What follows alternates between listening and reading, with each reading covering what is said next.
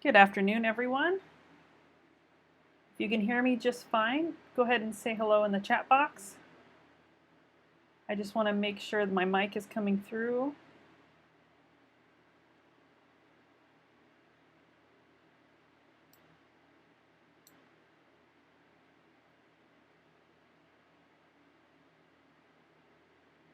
Hi, Marianne. Hi, Colin.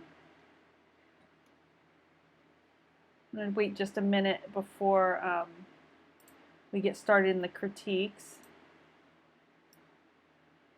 for a few more people to trail in.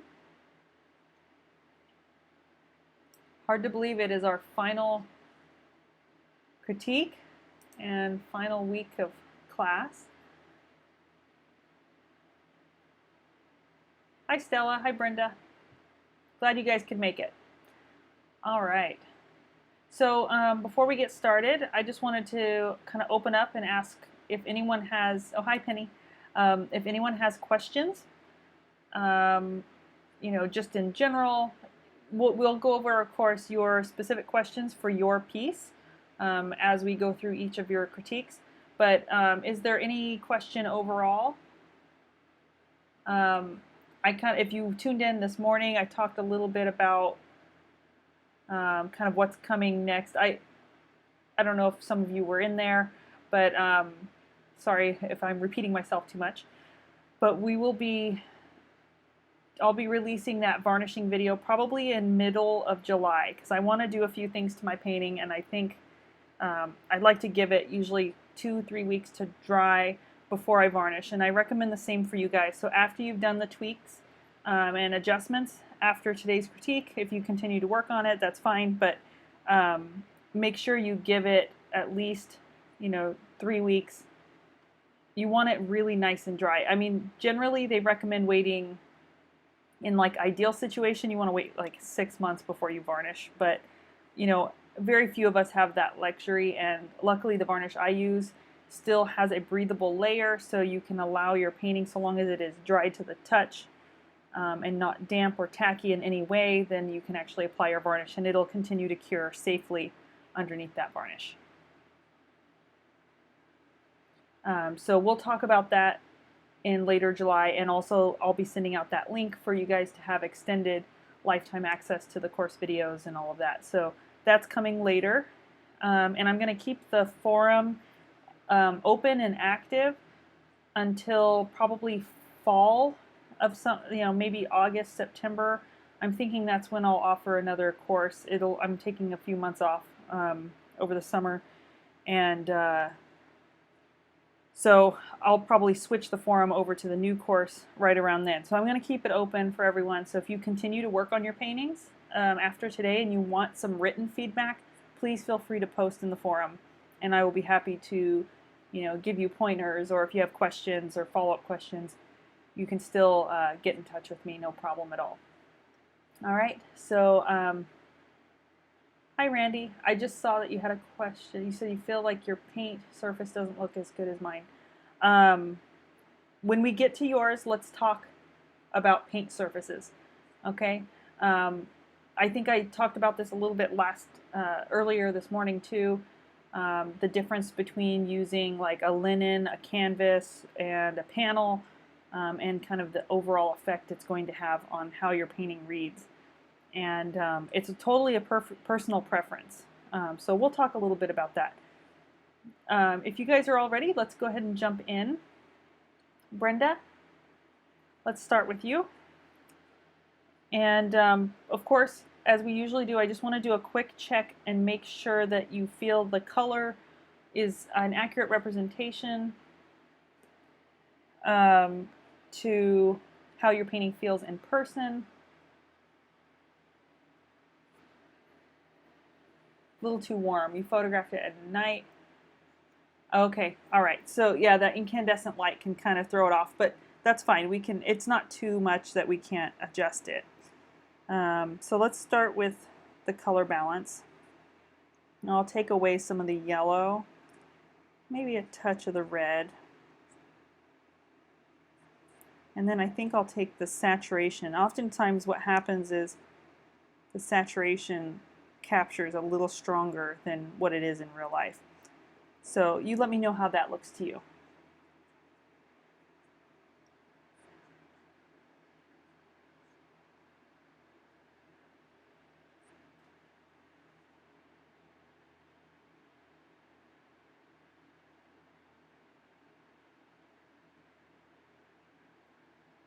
If that's an improvement, we can go ahead and move forward.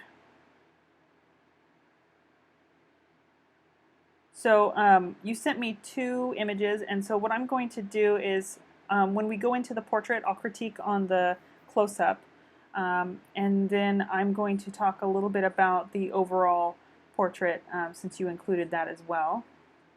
But we'll get to that one in just a little bit. So let's start with the portrait.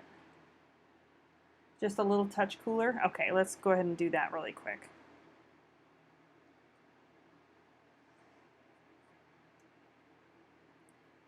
So this is the first time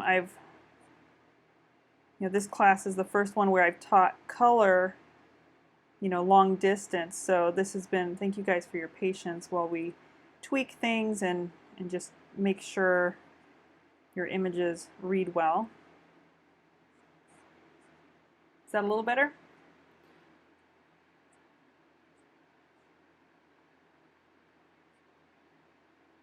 All right, so let's get into it here, because I know you had made some adjustments to the mouth as we had talked about previously. If you have any specific questions, Brenda, go ahead and post them right now, and I'll read those off. So what I'm doing right now, I'm just looking for edges. So when I'm really getting to the finish, a little less red. All right. I'm thinking that has to do with some of the saturation, but let's try the color balance here. So what I'm doing when I'm looking at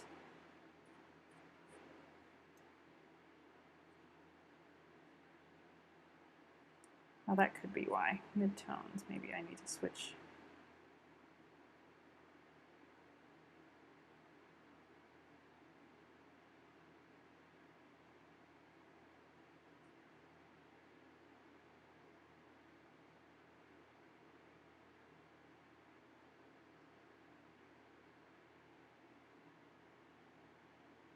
How's that? I didn't realize when I was adjusting it, it was only adjusting the shadows. Okay, so you're struggling with the corners of the mouth, so we'll definitely address that. So when I'm getting my painting to a point where it's finished, or I'm approaching the finish, it's often really hard to tell, when is it complete. That's something we all struggle with. I mean, I still, to this day, usually sit with my painting for a few days or a few weeks after I think it's finished or I consider it done, and I still usually end up finding 1 or 2 things I want to tweak. I've always found you're never 100% satisfied, but we want to do the best that we can. I mean, you've already invested so much time into this painting, so let's, you might as well in those areas push it further or make corrections. But what I look for the most is transitions and edges towards the end, because sometimes a harsh line or a transition can, really flatten out an image. Anything that looks too high contrast, where maybe it feels inappropriate, that can really throw off. So, and I also look for if there's any distracting elements that are pulling my eye away from my focal point, and that's something we'll talk about as well. So you might hear me mention that when I'm talking about your paintings, just in general. Okay, so Brenda, let's go ahead and start with the mouth, because it is kind of a tricky area, and I know you've been working on it over the last few sessions. I think what's happening is the whole mouth kind of feels like it's pushed to the left, and I'll show you what I mean. I wish it was this easy in real life, but if we could nudge the mouth over. Hold on, let me see if I can get this to cooperate. I wasn't on the right layer. Okay, so Actually, what I'm going to do is first duplicate this so that I don't change the permanent image. Okay, so I wish it was as easy as this in real life, but it isn't. But you can see if I move the mouth over just a touch, I'm looking at how it sits with the eyes.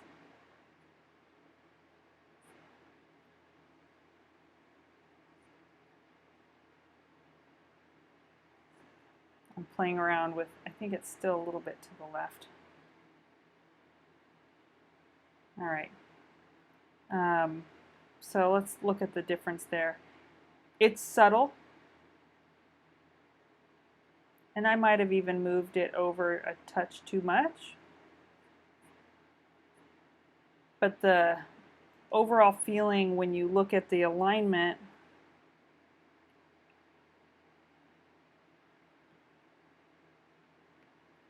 from the corner of the mouth to the eye, and then this corner of the mouth to the eye,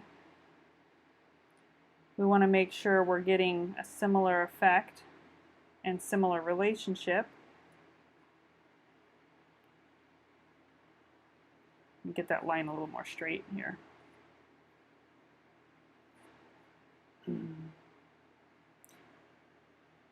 So you're really close. I think where it was, let's take a look at that.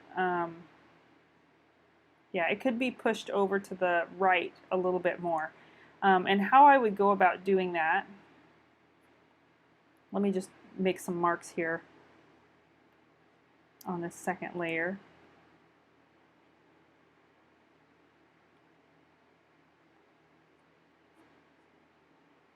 So corner, corner. I'm just marking out where we had moved it to, so we can compare it to where you have your mouth currently. That way you have a visual overlay. And then I will take that away. So the black lines here, this is the original mouth, how you have it currently, and this is where we had moved it to.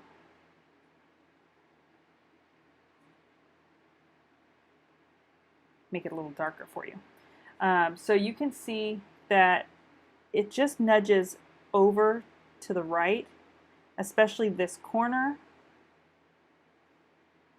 by a very, very marginal small amount, but it does help to balance out the whole portrait. How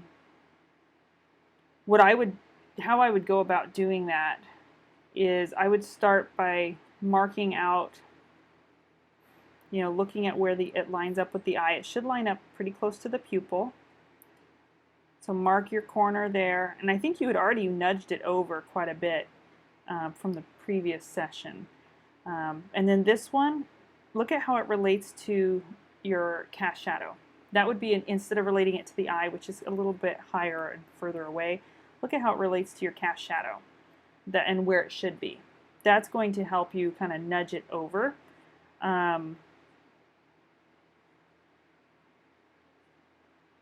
Merge that down there. Okay, so let's do a quick paint over and see what that would look like. So when I would go, how I'd go about making that correction is I would start with your shadow color for the mouth, and I would start to mark out the new corner on both sides just to get it kind of positioned. Then it looks like all you need to do is take a little bit of your skin tone and trim a little bit in the lip here and here.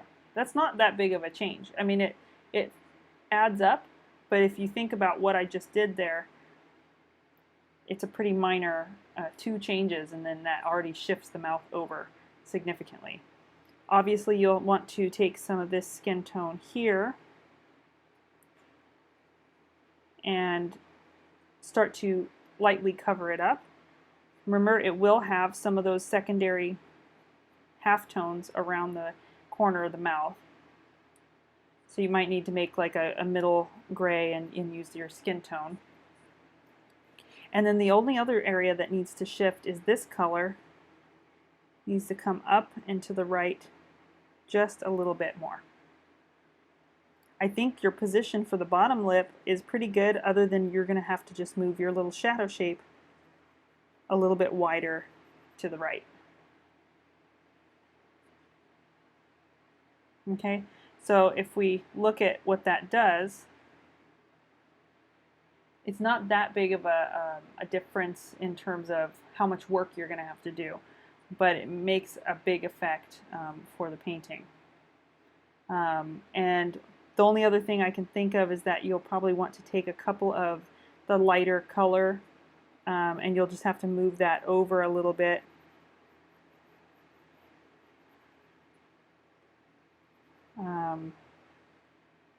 On the upper lip, and maybe widen your shadow here. Make it a little taller and fuller on the right.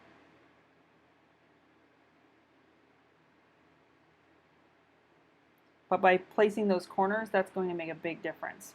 Okay? Does that make sense, what I just did there? Just so you can see, it's a small little nudge to the right.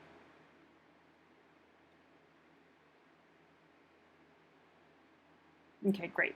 And the only other thing I can think of is that maybe you can start to brighten up the bottom lip a touch on the bottom edge. So I'm going to leave that as its own little correction layer.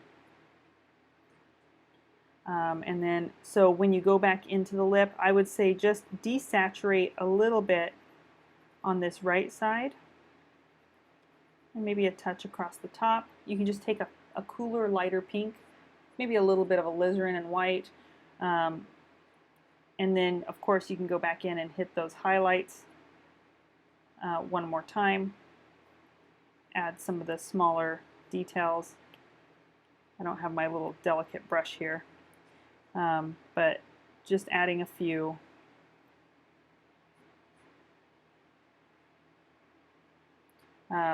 You'll probably also take this shadow color and bring it over just a little bit.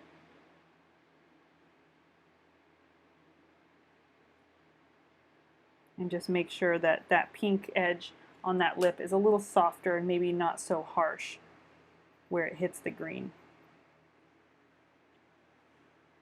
And when you move that corner of the mouth over, you might take the color that you have right here, or even right here, almost seems like a perfect match, and just carry a little bit of it up from the corner here and fade it up this direction. That will help you soften the edge of that mouth, and it'll get that form to turn. It doesn't have a real hard line there, but there's definitely a tonal shift to that side of that plane of the mouth. And you have really beautiful colors, so I think you can stick with the colors that you have. Just kind of pull some from the same colors in that region. Like I said, that green is almost like what you have down here, or maybe even right here. And then same thing with the top lip. You could probably go in just on this right side and add a little bit more light just on this part.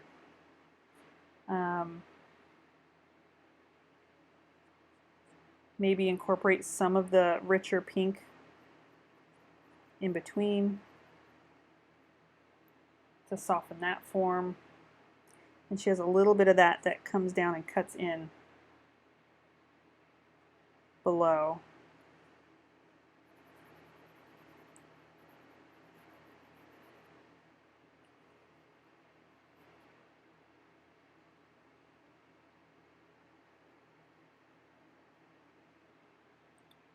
So that's going to give you a little bit more form to the lips.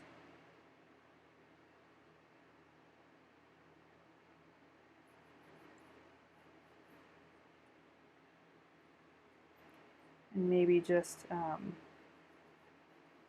I would let the lip line between the bottom and the top lip on the right side just be a little bit softer. Yeah, that shadow does make a big difference. Okay, so let's see. There's a few areas like in here, like when you're going in and making some of these adjustments. Obviously, I'm going to leave these a little more tiled, but you wouldn't leave them that tiled. You'd want them a little bit more smooth as they transition out. And then she has a little highlight. It's not quite as bright as the highlight on the nose, but maybe you could take this lighter peachy color and just hit this little corner very softly and then blend it out this way. And that gives an extra little bump to that form. And since you'll be moving the lips, you probably will find yourself wanting to build some of those vibrant highlights again. The more sharp ones that kind of occur around the lip that give us that feeling of that gloss.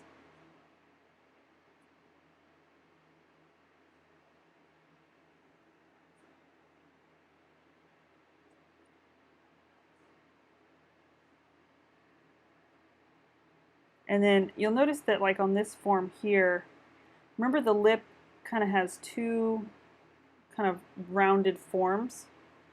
Another way to think of the planes of the lips is divided into 3 on the bottom. So if you remember our lecture on the planes. So you can see that the highlight kind of sits in this center plane. And yours is feeling a little bit more lopsided because of the way that shadow comes up. So what I would suggest is taking maybe this middle pink and just squaring this off a little bit.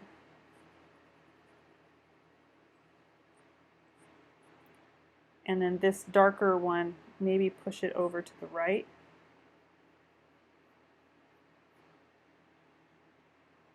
And you can see that that emphasized the planes a little bit more in the lip. Does that make sense? So the phase 1 is kind of marking out the placement with the shadows, right? So just getting that shift over, and then phase 2 on the lip. So you could let that dry if you wanted. And then phase 2 is, sorry, mixing up my layers. Phase 2 will be adding those subtle details, okay, and adjusting some of those planes. I think once that mouth is locked in, that makes quite a difference here. As you can see, it really helps lock in her likeness. So I think that's really going to be key in your portrait, because I really like your eyes. I think everything, all the skin tones look really nice. Looking at edges here. I think it would help for you to go in and add, I can't tell if it's just glare here, but if this area is really pale, you might try going in with a deeper red, maybe even something close to what you have here in the shadow and the lips. I would say maybe just a touch less blue, maybe something a little bit more brick red, but I think if you bump the chroma on this underplane and really got it nice and dark on both sides,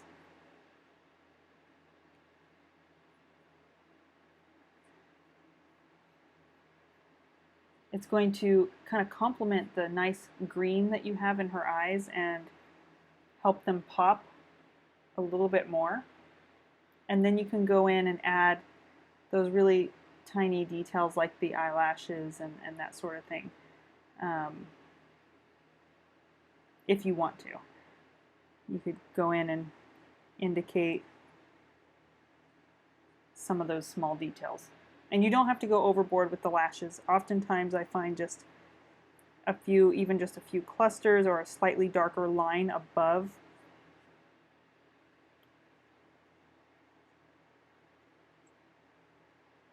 the under rim can go a long ways to give more life to the eyes. I will look at the chin there. Yeah. So, so when it comes to the eyes, I would definitely look at adding that richness there on the upper lid. Let's take a look at the chin there.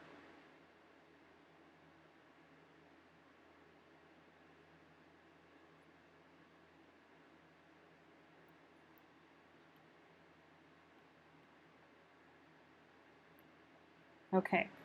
So you're talking about the bottom of the chin too harsh as it steps into the light. Yeah, you can see just even if you don't go really big with, because she has a lot of eyelashes, but even if you kept them kind of more minimalist, it can add a lot just having these little like flecks kind of coming up. And same thing on the bottom. Okay, so let's talk about the chin area. So I'm assuming when you're talking about where it steps into the light, you're talking about this area right here. This is rounding off really nicely. I like that cooling color that you're using as that turns. Maybe right in here is where it feels a little rough. I think it'd be a pretty easy fix if you took maybe something like this darker gray, and instead of bringing that dark up so much, maybe bring the green down just a little bit. But you don't want to do it too light because it might end up making the chin look longer. And I think we had moved it up if I'm remembering correctly. So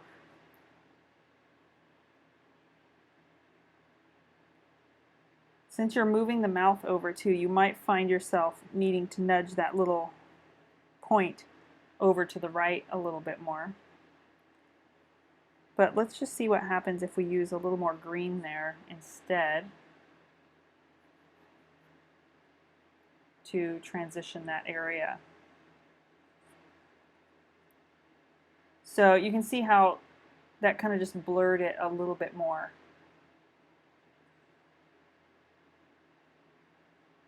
I'll zoom in so you can see a little better. So yeah, I would just say maybe take some of that green, use the green towards the top edge of the shape. Just make sure it's a very, very dark one, just 1 or 2 steps above in value than the shadow that you have there. Which your core shadow is nice and dark, so you shouldn't have a problem there. And then if you want the chin to feel less heavy, you might take some of your reflected light color and just carry it up to where it thins out this line a little bit more through the lower jaw primarily. And that will help to give a little more softness to that chin. It won't feel so, harsh.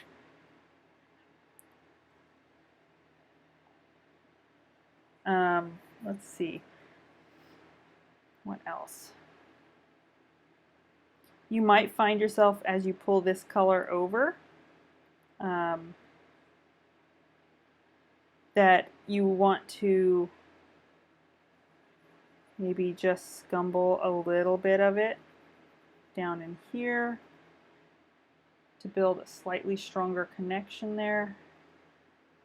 I might have made it too strong.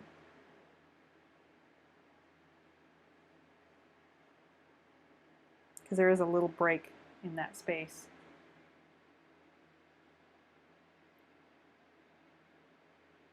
But you can see how that helps to turn the form on the chin as well.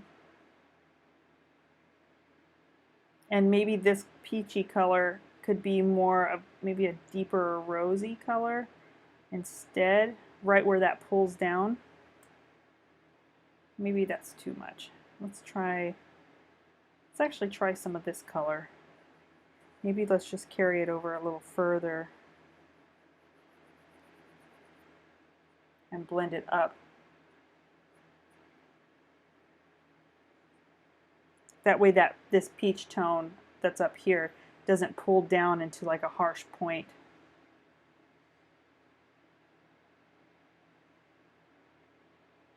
So did that address it? Okay, so there's other areas where you could, if you wanted to tweak some of the shape, you could do the same thing, taking that deeper kind of green gray. You can see like she has this little section right here that pulls down.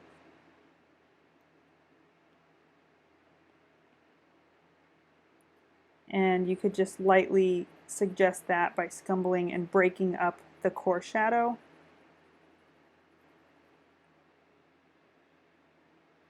Letting it serve almost as a slightly lost edge there.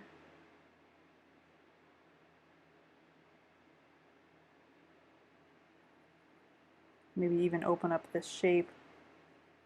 These are really subtle changes, but it will help to get that side to round out a little bit more.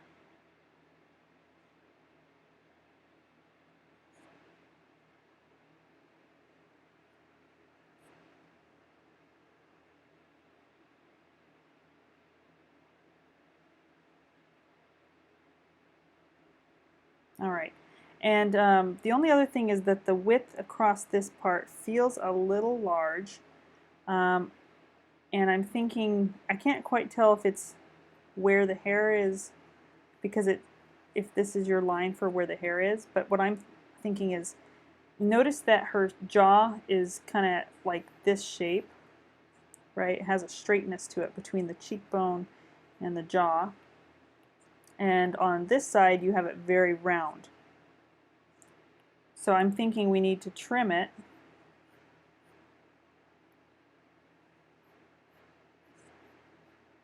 with the dark of the hair by about that much.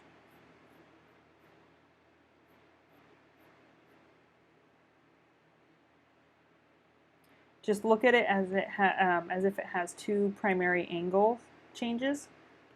That's like right here and right here.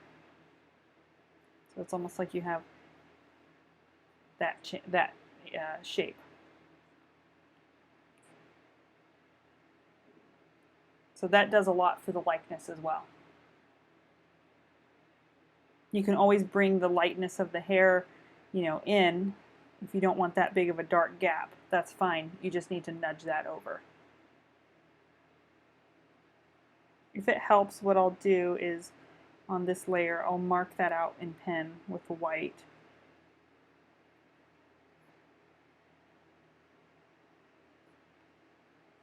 Just so you have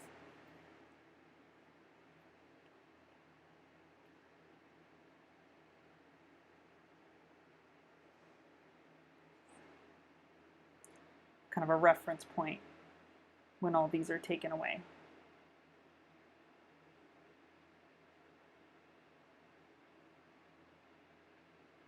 Okay, those are my primary suggestions. Do you have any other areas you'd like me to address before we move on to the overall picture?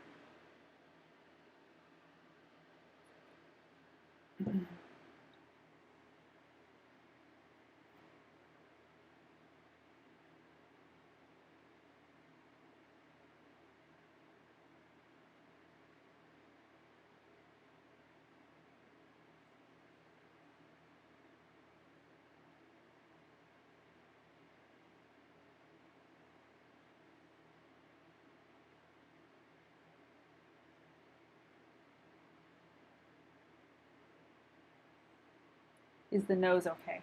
Yes, actually, the nose seems pretty good. Nothing jumps out to me there. I think once you get the mouth locked in, the nose is going to feel like it fits. It's just that beforehand, it feels off center, like the way it is right now. It almost feels off center, from the nose. So, and the tilt of the head. And that just has to do with the position of the mouth. We always refer to the eyes, kind of like this relationship, but we also refer to like this overall relationship too when we're looking at someone's face. We do it automatically, completely subconsciously. Okay, So let's see. Let's go ahead and move on to the overall portrait. So that's going to be part of this group here. So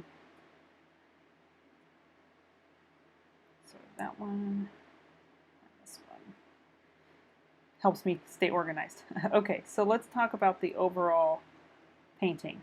So I'm not going to talk too much about color specifics here. I'm just looking at how the whole composition is balancing and working together, and like how the details are all working together. So it looks to me like your background is probably a bit darker than it appears here. What's giving me that impression is just that it feels like there's maybe some glare up here at the top. But overall, your background looks good. If you want to leave it like this, that's perfectly fine. One suggestion I've been giving to some folks who are keeping this background is to make sure, grab a different brush, make sure that like this edge here along the back of the arm doesn't stand out too much. It can pull our eye down here at the bottom. So what I would suggest is taking whatever value you have for your background, and you can do this while you address the shirt and the background, you know, and the hair or whatever, but I would suggest just going a couple value steps darker towards the bottom of the shirt, because it looks like you have enough contrast in the shirt. It's just that our eye is going to pull down there if you have too much contrast. And if you do that on this side, you'll probably want to do that on this side. I don't know, I can't tell how dark it is in real life, but you can always go darker. It's just going to make the figure stand out more. So you can go even darker if you wanted. And that's up to you. And you can see how that starts to pull the eye. Another thing is if you go darker in this side to help the hair stand out, try and keep it a little bit on the lighter side on the silhouetted side of the head here on the right. And that's going to create a nice kind of dynamic for your background. Okay. You might find yourself, I know this is sunk in here, so for the hair, but if you wet it and the hair doesn't feel dark enough, remember you can always glaze it down and get that nice dark silhouette there for the hair. I would look for areas where you can simplify some of the texture in the hair. For example, where it's darker, have maybe a little less texture right in this area, and let the texture really shine towards the outer edges like that. And that's going to help. And it might be like that when you wet it. I can't quite tell because it looks sunk in. So if you wet the hair and it does look like that, then you can disregard that. But just try pulling. Look for areas of simplicity and complexity and how they kind of play together. And that's going to give the most naturalistic looking hair, is to push those areas into more simple and then more complex edges. The only other edge that's standing out to me, and I don't think I saw it in the previous picture because it was cropped, is the neck there. This kind of becomes a point of tension in the composition just naturally, even in the photo. I'll point it out here. So like we have this line converging, we have this line, and we have this line, right? And they're all kind of creating this tension point as they pull in. And sometimes we end up with that in our reference and we didn't even realize it. It just had to do with, you know, the model's position or your angle, and you know, those are called tangents. And you want to find ways and get creative to not bring as much attention to that area as possible. So you have high contrast hitting on all sides here. So there's a few ways you can break it up. One of them is to make sure you have very, very soft edges between the hair and the neck here. You have them up here, so you might as well continue that down.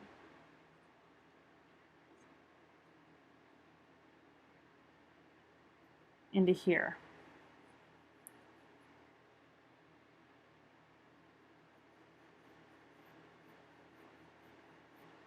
Right? So give it a very, very soft edge. And then I would maybe, instead of having it cap off so quickly, you can always open it up and give a little bit of a suggestion of the collar or the collarbone. You know, the pit of the neck kind of swings out. And then another way to control it is to not make this value so bright, but actually, and also not so chromatic, but to make it a little darker and a little less chromatic.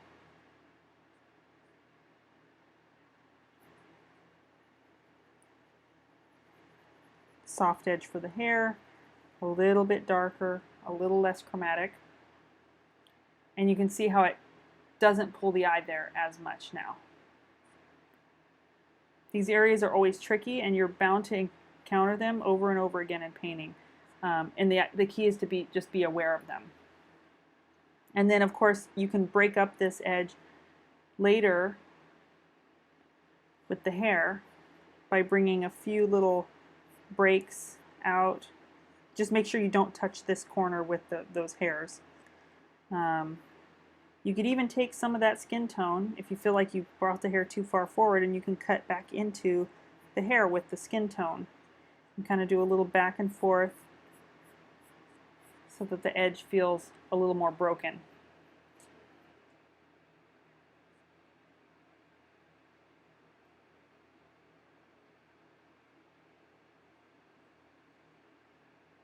The other edges, other than the ones we talked about specifically in the face, all the other edges look good. You lengthen the neck over the sweater a little bit. Yeah, I mean, this, wherever I had placed this, it feels pretty good, I think, as far as the length compared to the picture.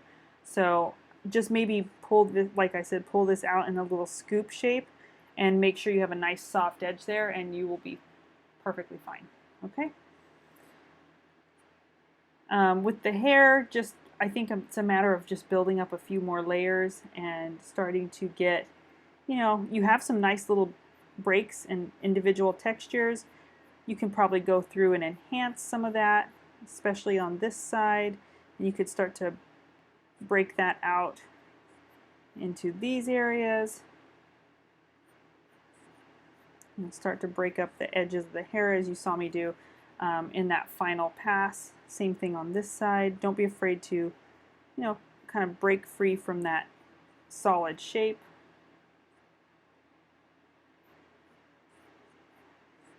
And look for rhythms in the hair. And even those real fine ones, you can start to add those in, but make sure you have it dark enough first before you go in and build more texture into it. And texture always seems to disappear mostly in those shadow edges.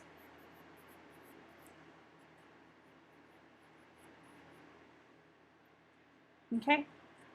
Any final questions or areas you'd like me to take a look at?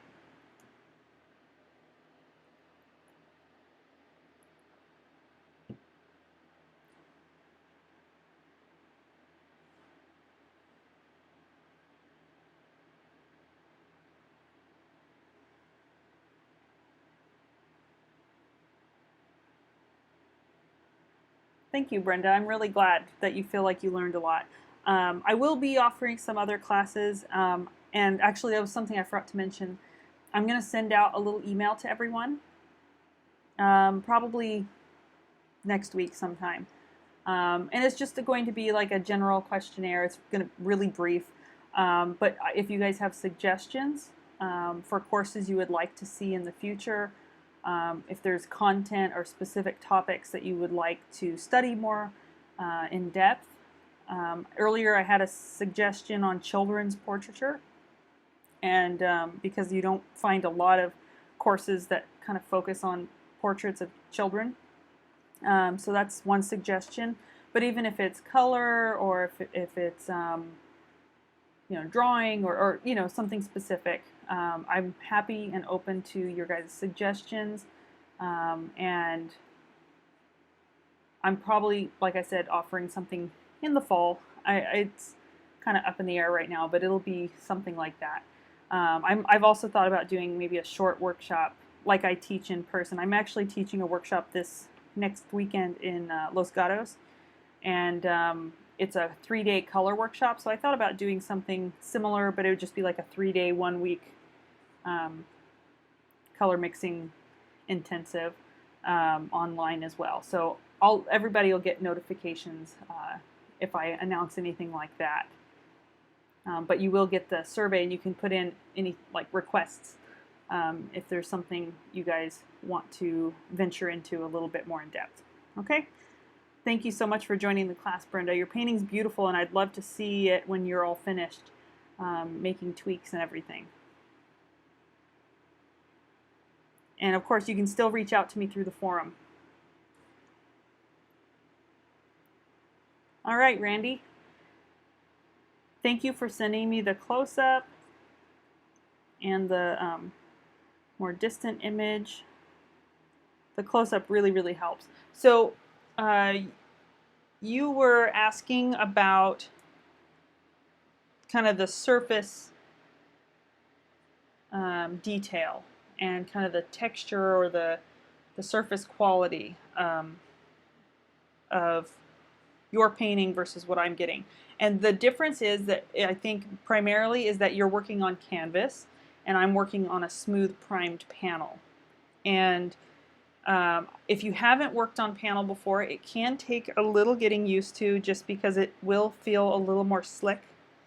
That's why I recommended the ampersand gesso boards, because they tend to have a tiny bit of tooth and a little bit of a dryness to them, so that you don't feel like you're just slipping and sliding everywhere. There's other brands of panel out there that are much more slick. Another nice kind of middle panel, if you like having a little bit of the texture of canvas or linen, I would suggest going with maybe a quadruple or triple primed lead or oil primed linen. Trekell does sell a triple, I think it's triple or quadruple primed panel, but it's canvas mounted to panel, if that makes sense. But it has a lot more of a smooth tooth, and it doesn't have as many rivers and valleys in the texture. And those can be really, really nice to work on as well, and a little more similar to working on the firmness and smoothness of a traditional gesso panel. One of the reasons I switched to working on panel is because I was working on canvas for so many years and it wasn't giving me the effect I wanted. I'd look at paintings, a lot of Dutch paintings especially, which were painted on panel, and I wondered why my painting didn't look the same. I didn't have the same tactile kind of paintwork, texture, and also the smoothness. If you tend to work really nice, with a lot of high contrast, I like to work with a lot of high contrast in my personal work.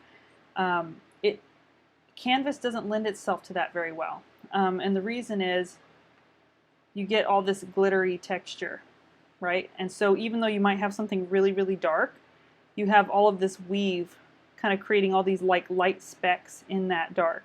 And so it starts to kind of break down the illusion and the depth of that dark. I compare it to printing on a photograph on a matte or textured paper versus a smooth gloss. Your smooth gloss is going to give you much more depth and richness to your darks. And the same concept applies to painting. Yeah, and I always find that painting on canvas, especially if it's acrylic primed, is very absorbent. It almost absorbs your brush strokes, unless you tend to paint really, really heavy impasto, which I never have because I like a little bit more of a classical approach.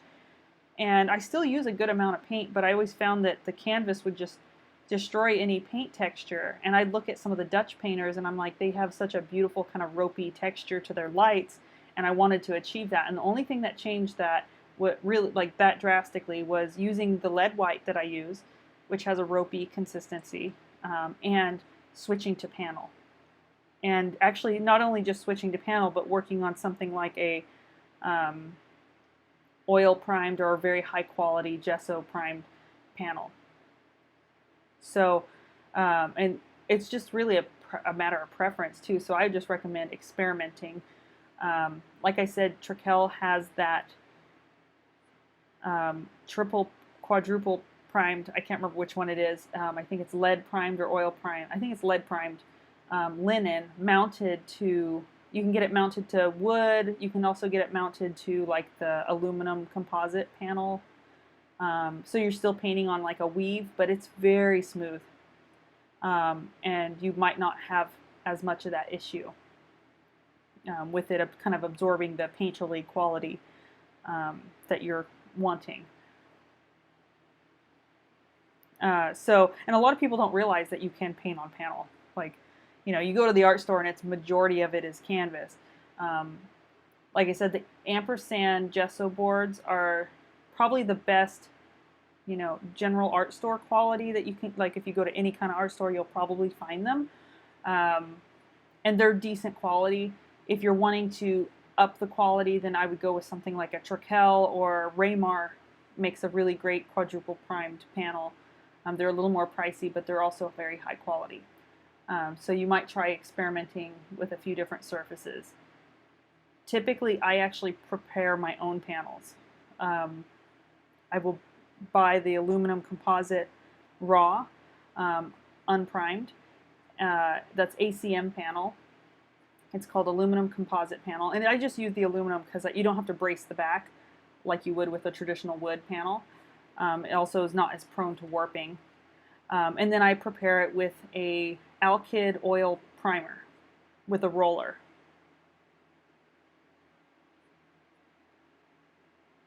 Yeah, even stretched oil primed linen, if you have some that's been really, really primed, like triple primed, it fills in that weave and it's going to be better too. So yeah, you know, it's a matter of preference, and I would just say experiment on a couple of different surfaces and you'll probably end up finding one that you like, that gives you those effects that you want. Anytime I go back to painting on canvas, I hate it anymore because I'm so used to working on panel. It did take some adjustment and experimenting with different types of panel, different brands that are out there, and I just found that I kind of repeatedly go back to these two. So, okay, so yeah, let's go ahead and get into your portrait here. So you said you moved the left eye over a lot. You know, I don't have your old version up, but I do remember it feeling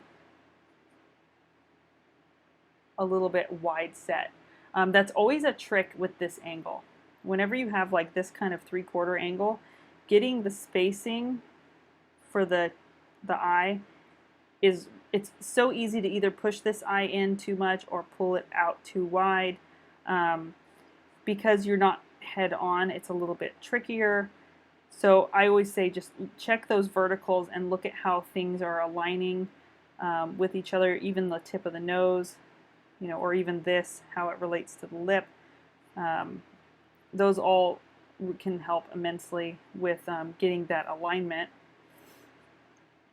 My feeling is that when I look at this eye here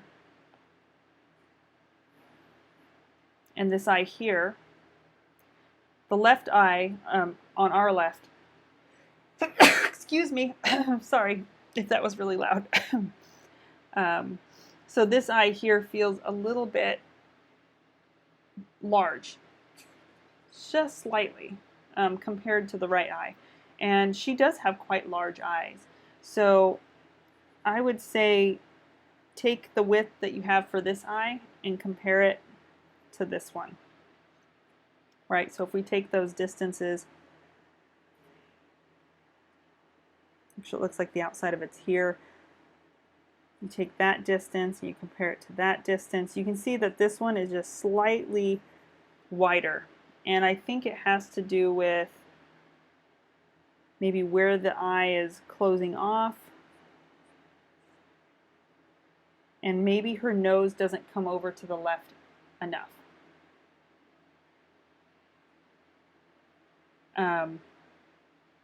Marianne, hang on to that question. We'll do a quick Q&A at the very end, and I'll talk about that. So just remember that, and I'll talk about the oil primer that I use. So just hang on to that because I don't want to get too distracted really quick. So we'll do a last-minute Q&A at the end of the session today. Okay, so what I'm thinking, Randy, is that the nose, if we look here,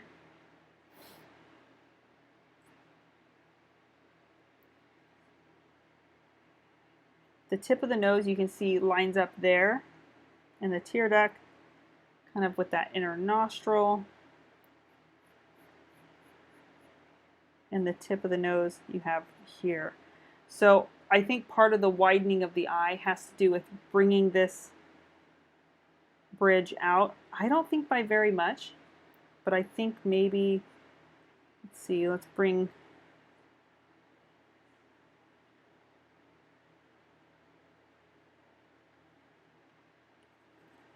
so I don't think it's the eye. I think the eye got adjusted due to the position of the nose.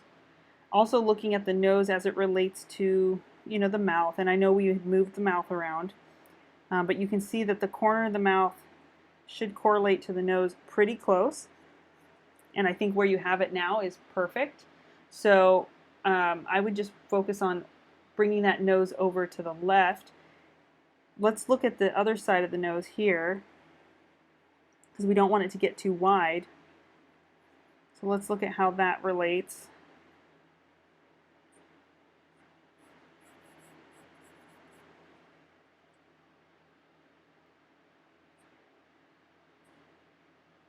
Okay, I think it's okay. The only thing I would suggest is that your little shadow shape for the nose, and maybe this is dropping down too low. So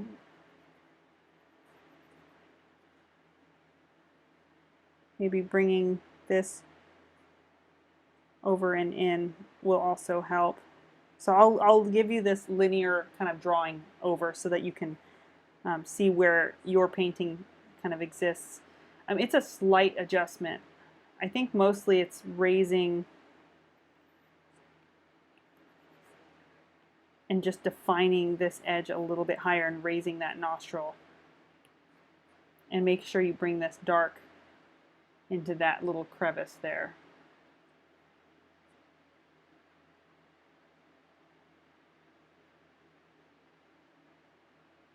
I think where you have the eyebrow feels good. So this will just kind of transition naturally here at the top. That will make this position the tear duct, and it will help to make this eye feel correct. So and a little bit smaller, as it should. So that, I think that's going to be the biggest thing. And it's funny because sometimes we'll just gravitate towards, oh, it's just the eyes, it's just the eyes, you know, we need to make corrections. But sometimes it's one other feature that is totally throwing off, you know, your perception of the eyes, for example. So I would say focus on the nose there.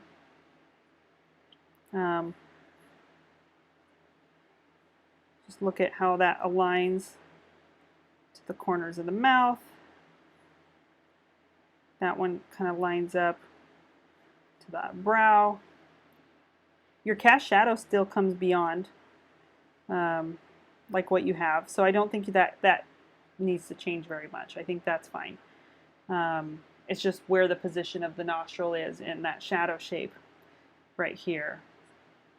Maybe this shape feels a little bit low and pinched. You might want to move that shape in just a little bit and a little bit higher.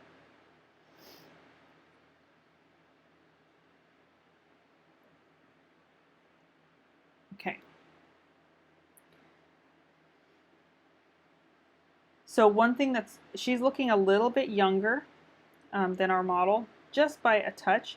And I think what that has to do with is the lower jawline. You'll notice that our model has an extra little angle here that's kind of squared off. And I think if you just squared that off a touch, maybe by that much, and leave the chin where it is, you'll have the correct shape to the edge of her face, and then her cheekbone won't feel so large. So that'll just kind of naturally transition into the cheekbone, and it'll help to mimic the fullness that we kind of sense on this side of her face.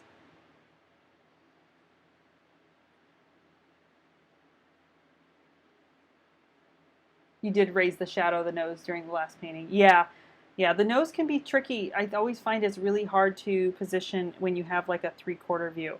And the best way is just to look at those alignments as best as you can. I know it's difficult because there's always these moving parts, like you're shifting the mouth and then you're shifting the eyes and then shifting the nose, and you got to have them all kind of lock in together. But I think those two tweaks will make the biggest difference.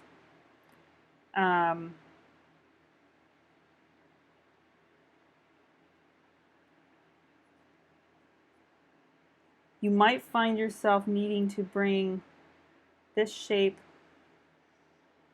in a little bit sooner.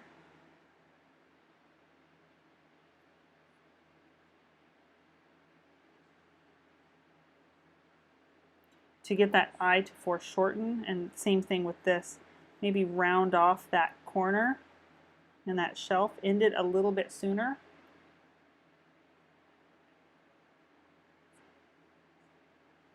She actually has a little bit of skin back here, but it's in shadow. And it's kind of an odd tangent in the picture, because remember, from my angle, she has this cast shadow from her hair. But what's really happening is she has a softer connection like that. One thing you could do, just kind of fudge in your painting instead of painting it just as dark, is make this shadow darker and then have this little shadow shape on that inner part just a little bit lighter. Or you could just push it into like a mid-tone, instead. Just so that it feels a little bit more natural. Sometimes we have to make those adjustments for the sake of our painting. Like I mentioned in the previous critique, those tangents sometimes, we end up with them, so we want to watch out for those. So I think rounding off that corner here and that little shelf of the lower rim, so this will be the new under rim for the eye. That's going to help to foreshorten that eye a little bit better. And then I think on this left eye, you could make this underplane here a little bit darker, and I'll do that in the paint over as well. And maybe make her iris a little darker on this side so you have a little more contrast. So let's go ahead and jump into the paint over, and I'll make some of those adjustments so you can see what the final effect would be. So let's start with the nose, because that's kind of the more obvious one.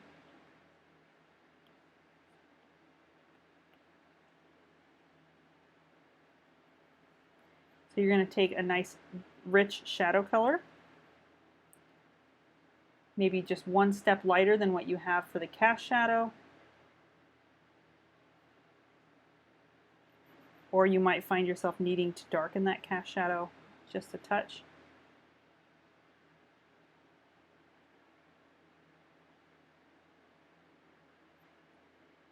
And then the nostril, that's a little too bright red. Let's bring that a little darker.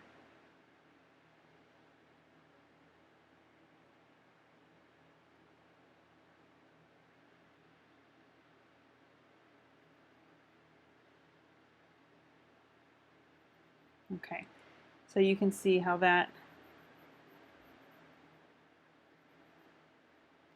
has already shifted the nose over, and then this line here that you have you could start by kind of indicating, just bringing the pink of the nose over, and then start to nudge that lighter color over just a little bit. I think your highlight's in the right spot still. So I think if you just tiled in 2 pink tones there, and then maybe nudged this color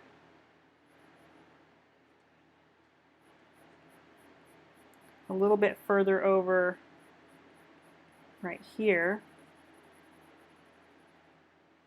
and then moved this shape right here,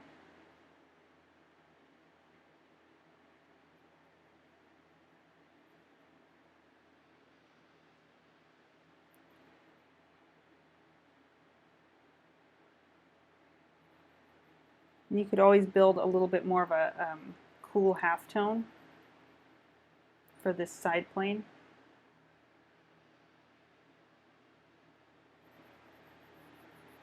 To help transition that.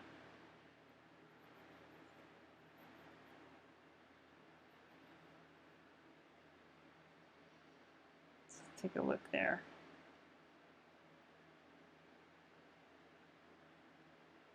And this will just transition slowly up into that keystone shape.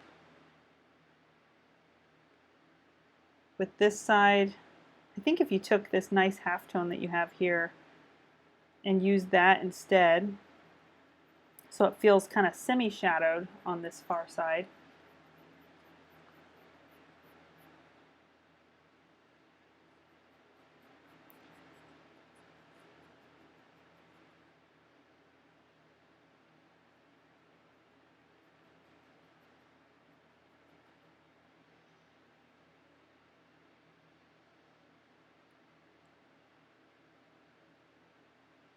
And then had like a nice, rich, deep, warm color.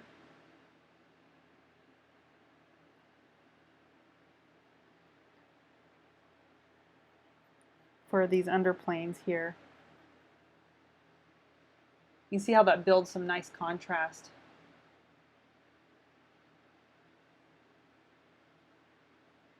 I don't think your eyes are too tall. Maybe this left one is feeling a little rounded. I think this eye here looks pretty good for the shape. Maybe this one could use a little bit of straightening out. It's a subtle difference. I would say take maybe your skin tone and just shave off a little bit right above the iris. Flatten it out. And you might find yourself needing to bring this crease down a little bit. It kind of pinches off a little bit more right through there.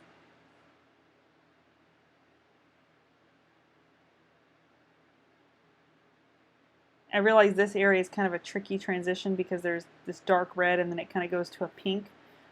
What I would suggest is going in and maybe just doing a fade between the two values. Let it just kind of sink back into that red. And you might make this blue just a little darker gray, just for this back corner.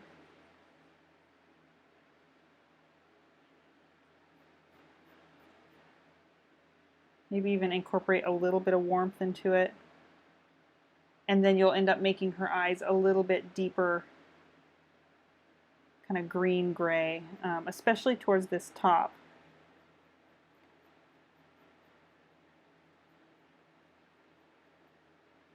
And maybe a little ring on the outside and a little bit of darker green as it moves in towards the pupil. You can leave it lighter green on the bottom,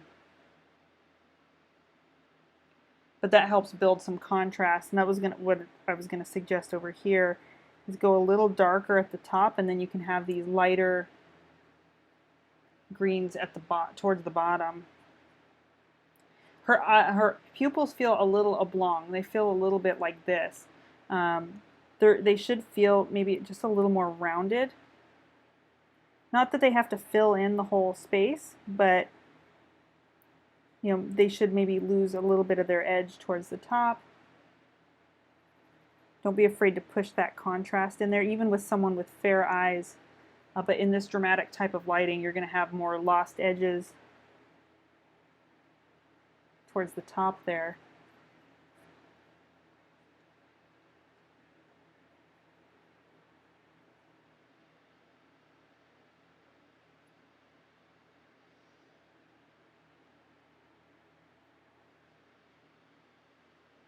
So you can see how that really gets her eyes to pop a little bit more.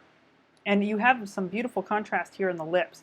It's just the nose and the eyes kind of lacked that contrast. And you can see as soon as we build those darker values in there, the eyes pop forward a lot and they become the focal point of the portrait. So I would suggest concentrating on that. The other part of the paint over that I wanted to show you was just how bringing this and maybe going a little bit more gray with it, but bringing this out in the jaw here.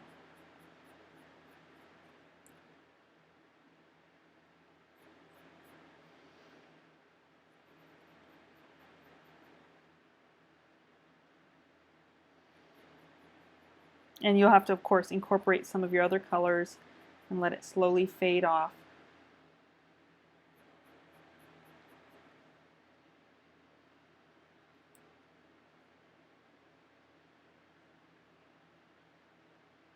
Just wanted to look at that without the lines. And then maintain that softer edge there. She even has maybe a little more fullness to her cheek here.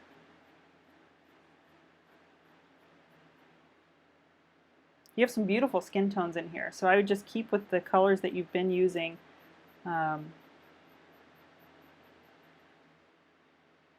And just work on getting a little more definition to that face shape here through the chin. Like if you look in here, you can see this overlap happening, like where the chin comes out. So you can see this overlap and like almost like this pull of tone coming in. So look at some of those nuances, and that's really going to help the form wrap around. So looking for where you can take some subtle halftones and kind of indicate some of those overlaps.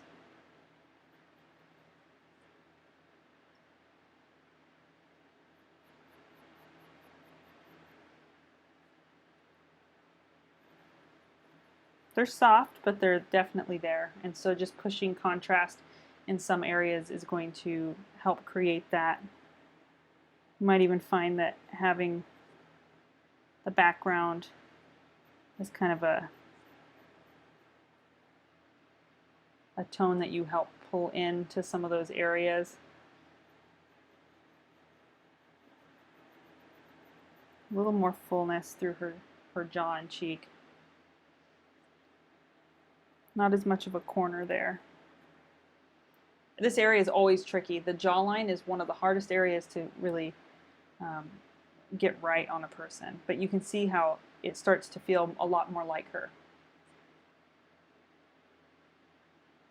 Yeah, no, I can tell you did that with the reds, you making them less orange. It looks more similar to her skin tone. She's still slightly warm, but it still works beautifully as a painting, so I wouldn't worry about that. So long as you have those cools in there and it's not just everything's orange and pink, then it's going to read really well. So if you wanted to take it away from that orange, you could just go in with some of those cooler pink and bluish highlight colors and add a few touches here and there. You know, oh, that's too dark. They're subtle, but you could, you know, work on doing touches here and there. But I think pretty much those are my main suggestions. You can always go a little darker. Don't be afraid of that contrast. Back in here to help define this side of her jaw. It could be that this is sunk in, I can't quite tell, but take a look at those areas and that's going to help as well. Do you have any other questions or specific areas you'd like me to look at? We're going to look at the overall here in just a second. This was just for the face.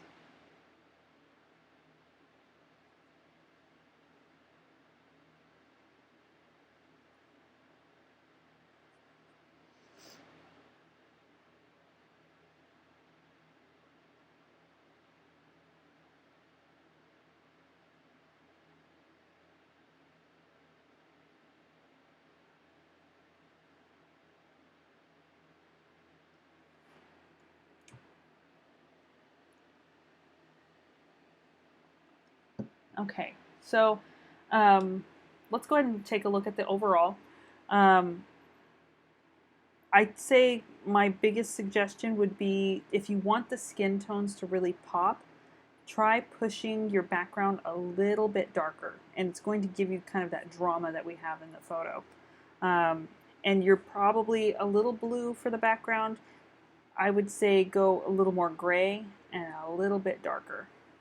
So you could even try, if you have something like ivory black, you can always take the blue that you have mixed for the background and just add a touch of ivory black, and that will do the trick. And one thing that will help, here, let's do a new layer here. So I'll just go through here and just do a quick example. I realize some of this could be glare as well. Now her background is more kind of a red violet. You might try incorporating more like a warm and a cool violet to play with in the background. And I would have it a little bit darker on this side and maybe just a touch lighter on this side, but still darker than her skin tones. And you can see how it really just gets her to pop out. Now if I'd photographed her with a really light background, then we wouldn't be, using that, but we would see that light background reflecting into the shadows and influencing the shadows and that sort of thing. So whenever you're photographing your model, always think about what kind of background you're going to want, even if it's not going to be a literal painting of the background. You want to think about, how the environment you're photographing your model in is affecting the model. Or if you're painting from life, I mean, it's the same principle. And so you can see how going darker with the background, you might be able to go a little darker with the hair and add some drama to some of those values.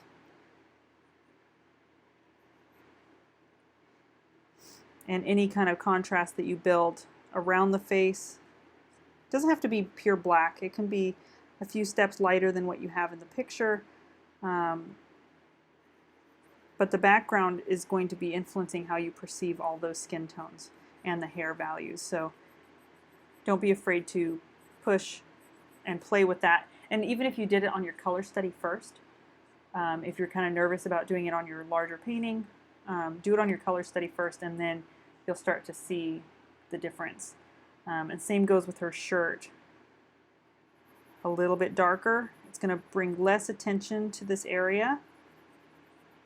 I'm just doing a quick little example here. You can have a gradient from like a lighter teal to even a darker one towards the bottom. Gradient, or maybe have this shoulder silhouetted a little bit.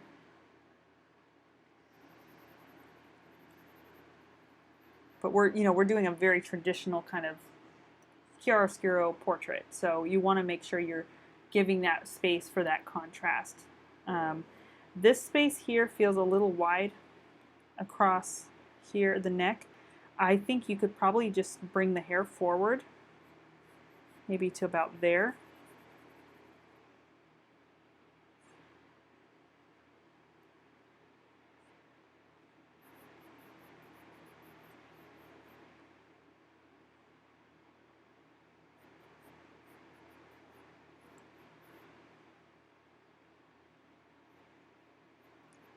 and that will help. And also don't maybe make this a little bit darker than what it is currently. So I would go just a couple of value steps down and a little more gray, and just let it kind of fade out a little bit. She has some light there, but you want to make sure you're not pulling too much attention to, away from the face. So watch for the, like for example, this point here. Make sure you have a softened edge there and that it's not kind of creating that little point up there, because that's just going to pull the eye up. And another thing you could do is have this kind of fade back where it gets darker along that cast shadow back towards the hair, and then add a little pit of the neck, a little accent there. And that's going to help finish out the portrait.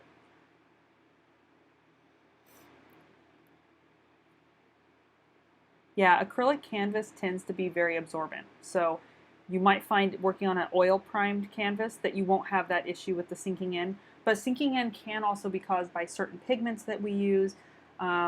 Burnt sienna is kind of a notorious pigment for sinking in. That's why I always, when I pull it out of the tube, I add just a touch more oil to it, because I know it's going to sink in a little bit.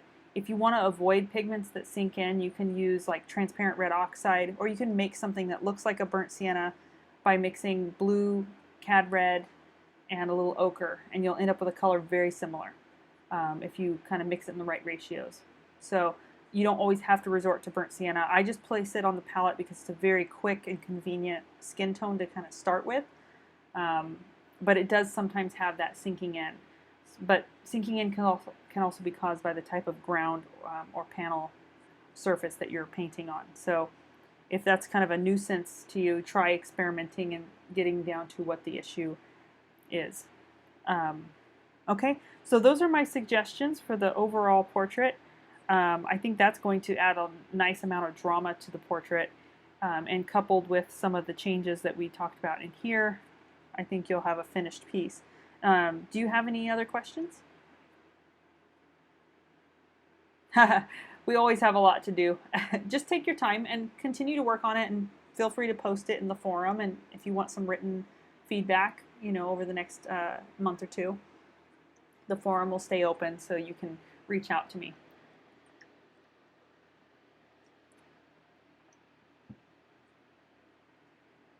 You really locked in a lot of the portrait though. I mean, if you compare to where it was a while back, I mean, it's really, really nearly there now. It's really beautiful. I think you'll have a really nice piece when you're finished.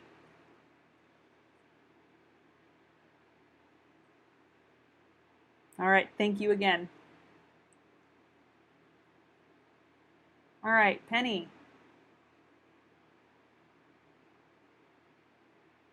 I wanted to ask, because you said the color might be a little bit red, so just let me know when you have a chance how the color feels to you in the skin tones. To me, they look a little bit saturated. I could probably desaturate just a touch.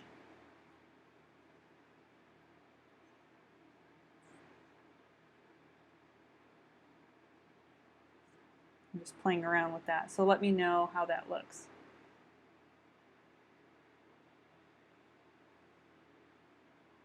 Randy, that's actually something, one of the reasons, if you plan to do a lot of glazing, you'll enjoy panel a lot more, because canvas, the rivers and valleys in the canvas, the little texture, they act like little wells for the glaze to settle into, and it enhances the texture.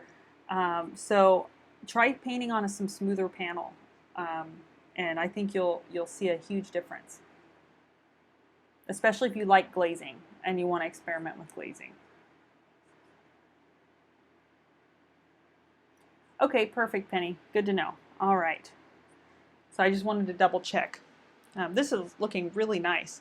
So the first thing I'm just going to point out, because I don't have too many suggestions for the portrait. I feel like you have a really nice capture of the model, and your skin tones are looking really good. there might be just one or two touches I'll suggest. But mostly, I do feel that the background, the texture of the background, not the color, the texture is pulling me away from the portrait a little bit. I want to kind of look at the background because it has all this busyness. So whenever I'm designing a background, especially if I'm inventing it, always think about your focal point. And obviously her portrait, her eyes are those areas of focal point. So part of what can pull our eye is contrast and texture and edges. Edges and texture kind of interchange. So my suggestion would be, if your background is still wet, just take a nice soft brush. You can use like a mop brush used for watercolor. The one I use is the Goat Hair Monday Mop from Rosemary. It's just a nice soft, you can even use a fan brush if that's all you have, just a really soft hair, and just go over the paint a little bit, very soft blending, and it'll kind of soften it back just enough. If this is dry, what you might consider doing, if there's a lot of texture, is take a palette knife and scrape down, any big chunks of paint, like physical texture, and then you can use scumbling to kind of make the background a little more subtle, and that's what I'm going to do in the paint over here.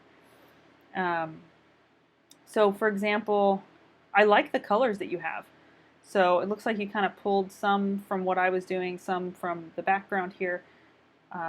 So that's working out nicely. So what I would suggest is taking it and taking maybe like a middle color, and if you do a large scumble, like a big brush that's nice and soft, you could glaze, but remember, a glaze is transparent and it always enhances what's underneath. So if you have any texture underneath, it's going to enhance that.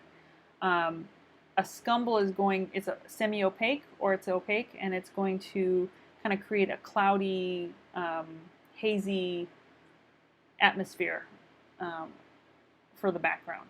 So when you see me applying this, I'm talking about scumbling because it has a little bit of white in it. You could also use a combination of glazing and scumbling. So you can glaze, for example, let's say you want to start with a glaze before you paint back into it.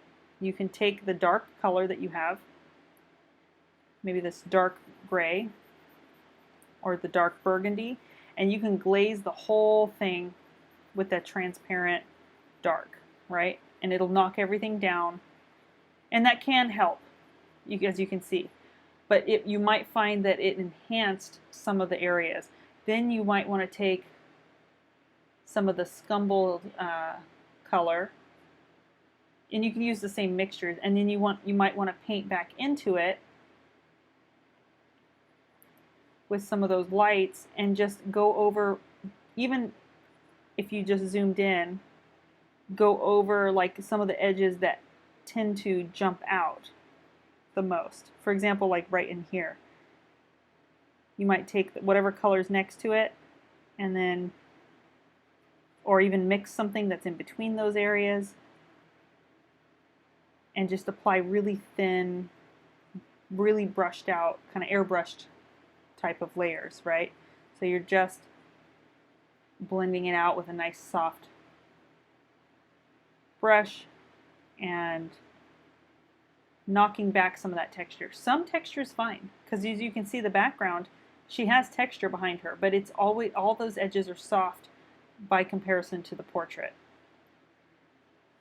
So like if I went in here, I might take the lighter color and scumble and soften just where it transitions into that purple, maybe even carry some of that up into the gray, lessen the contrast in that corner.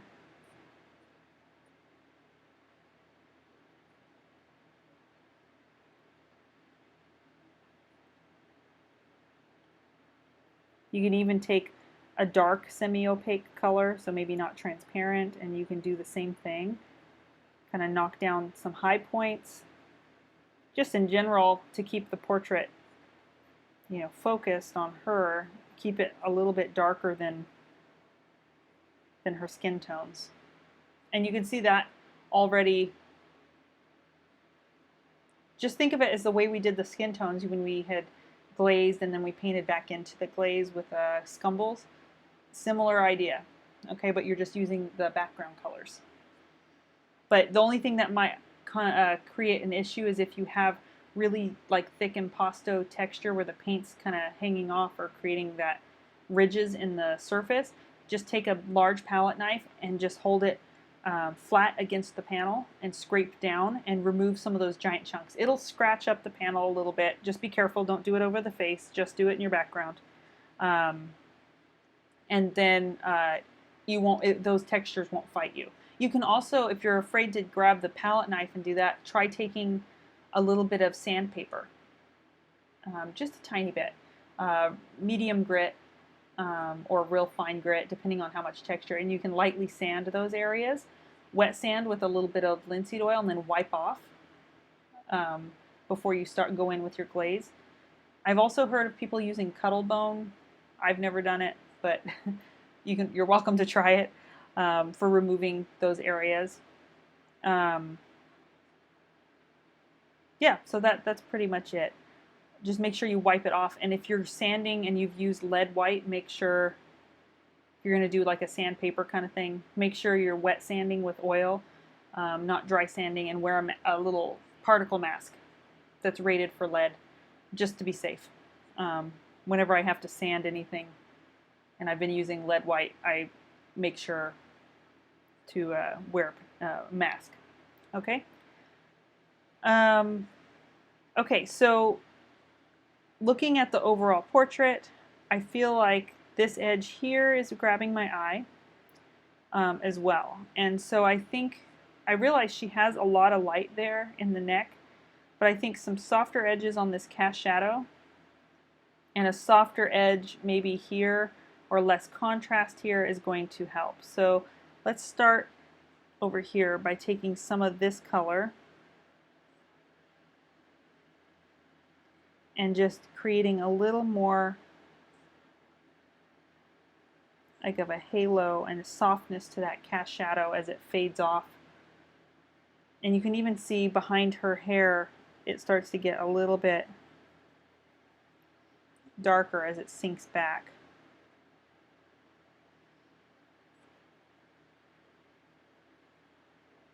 And I think if you just took this color that you have here and we just brought it down in value and a little more gray, so maybe add a touch of blue to it, just a tiny bit, and just scumble that over this area.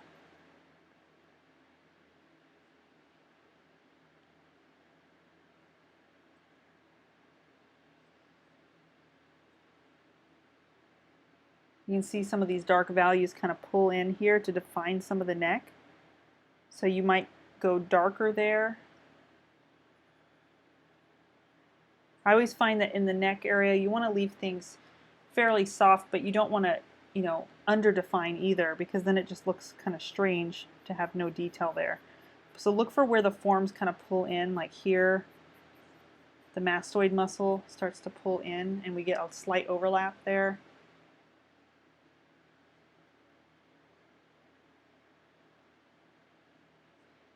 It looks like you do have a soft edge for that green,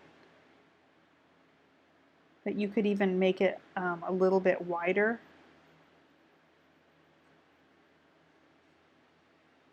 And that could help as well. Another thing that will help is to actually just pull some of these little wisps of hair out and overlap to create a little bit of a break in that edge for the neck where it meets the dark of the hair. But you'll want to put in that dark skin tone behind it first. But you can see how that starts to bring a little less attention. You could even bring in that little other wisp here that she has. You can even do it in light, like a lighter brown.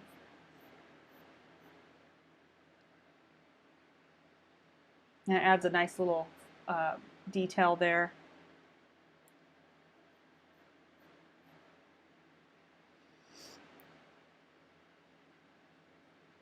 You have some nice, brilliant highlights here, but I would definitely look for where you can take maybe a middle brown and extend some of the light in a few areas. Maybe like right here. Looks like you have in a few areas towards the back.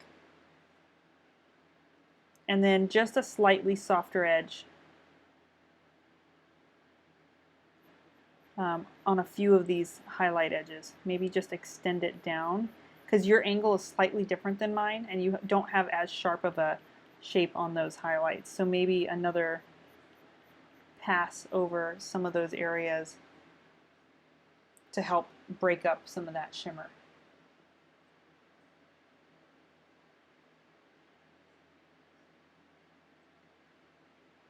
And if you wanted to, I know her hair gets just really, really dark here, you could take a darker brown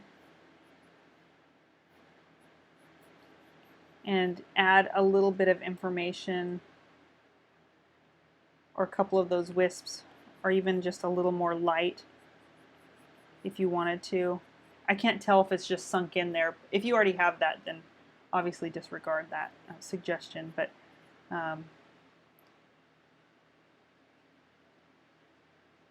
that can help a lot too. Yeah, the fine strokes, it depends a lot on the brush that you're using. Just experiment. I suggested for those who didn't have the rosemary or even some of the older brushes, like I'm using for the hair, you can try getting like a watercolor rigger brush, like the really long point. If you don't know what that is, I'll draw one out. So they're kind of like, you have the ferrule. Hold on, let me do it on a new layer. So you have like the brush ferrule, right? And then the hairs are really long and they just slowly taper to a point.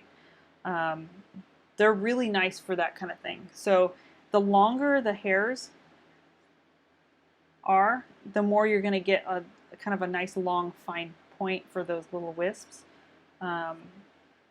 I find that kind of the ideal length is maybe like 1 inch from the edge of the ferrule, to the tip of the hairs. 1.5 maybe. Any longer and you can, it gets maybe too floppy. But try experimenting with some of those. You can get nice long strokes with the softer hair as well. Something like squirrel or badger or something. Now I have seen some artists use like a stylus, like a sculpting stylus. It almost looks like a pointed needle. You could even use a needle, and they will scratch away some of the lights. But if your underpainting was really, really dark, then it might not work in that way.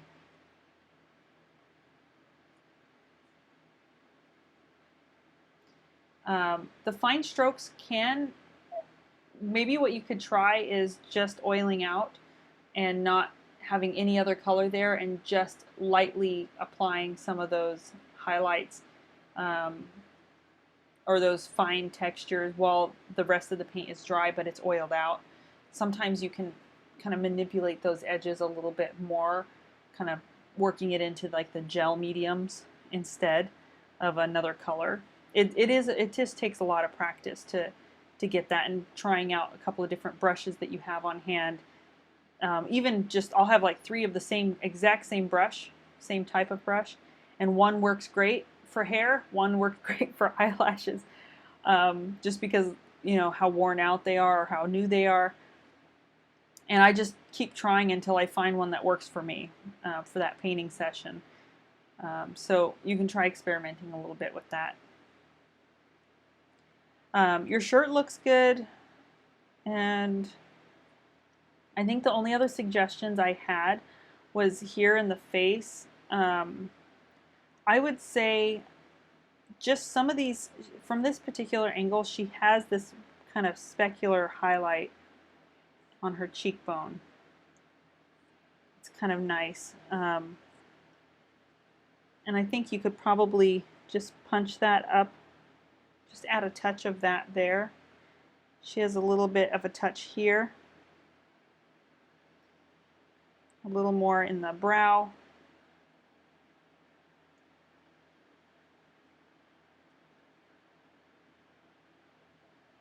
And that's pretty much it.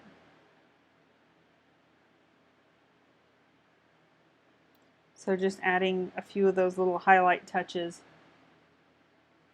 Maybe a little bit above, I can't quite tell because of the picture, but maybe a little more on above the lip there. And going up the philtrum. Just because of the angle that you have, they're going to kind of have a little more of a shimmer to them. But this is really beautiful. So those are my main suggestions, is just let the portrait shine, knock that background a little darker and a little softer, and tone down that neck. And then those highlights and little bits of hair. Do you have any questions?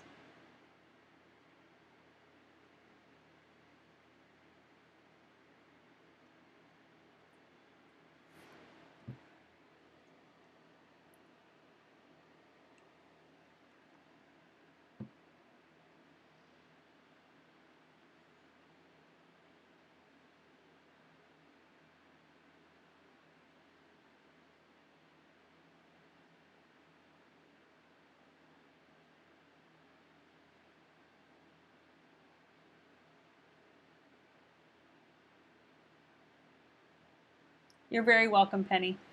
Please post your finished painting if you continue working on it in the forum. I'd love to see it. And this goes for everyone. If you guys bring your portrait to a finish and you post it on Facebook or Instagram, or even if you just want to email it to me, I'd love to use it for the website as an example of student work, with your permission, of course, and you'll get credit. If you guys are willing, so just let me know. Thank you again, Penny. All right, thanks everyone for hanging in there too, because I know today's critique is probably going to go a little bit longer than we usually go, but since it's our final critique, I wanted to go in depth with everyone.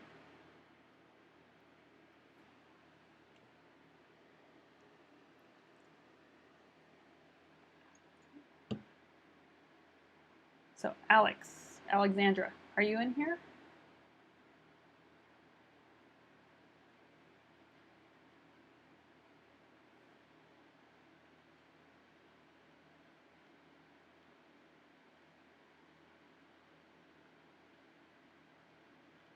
Well, if you are, just let me know how the color's looking on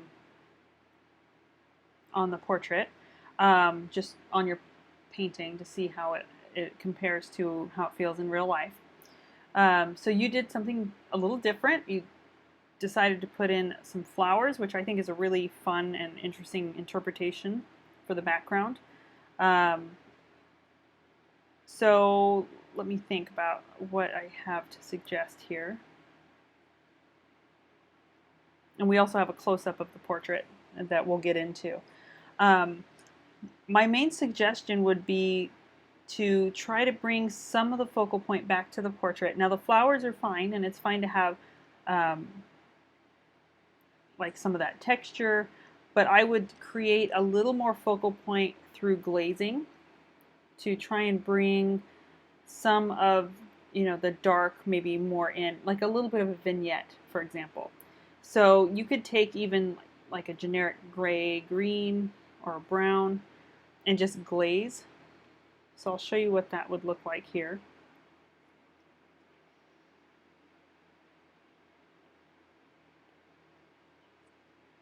So for example, at these outer edges here, I would just say knock it down a little bit towards the top, so that things start to sink into maybe shadow a little bit more. And same, like very similar to how you did at the bottom. Same thing down here. And keep maybe some of the more highlighted flowers closer to her head. So we have a little more drama there. And as things sink into the shadow, they should maybe get a little less defined. You know, maybe have some sink into shadow, some come forward, so that they're not all competing equally for our attention. So you can see the difference there. And it gives almost a little bit more atmosphere around her. Another thing I would say is her shirt feels a little bright in color. And so and especially down towards this bottom, I would maybe gradually let it get a little darker, create a gradient kind of going this direction. Maybe knock this down a little bit darker. Again, it's that vignetting idea. Because we're working on a head and shoulder portrait, we don't want the eye pulled down too much.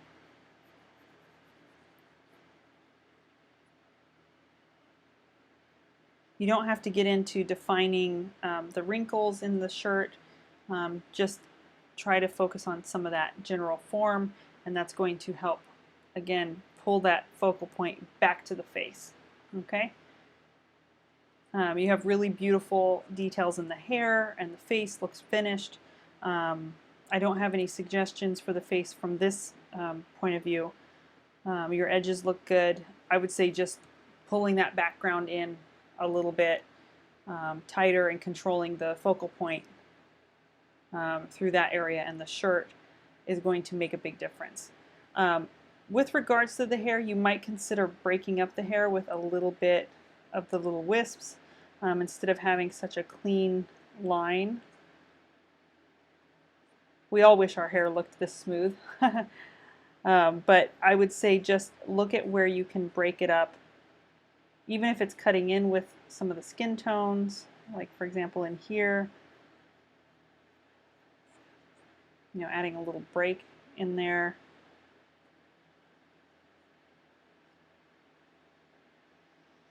And some little wisps here and there, and it'll be right on the money, okay? So let me look a little bit closer at the portrait.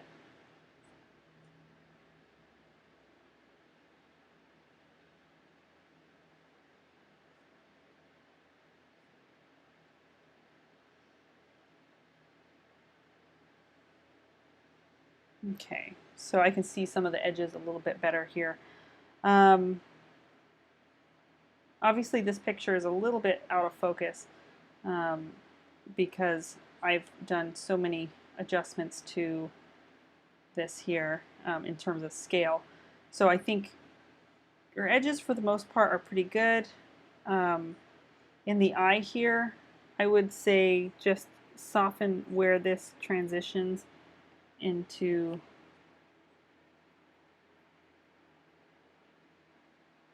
the shadow.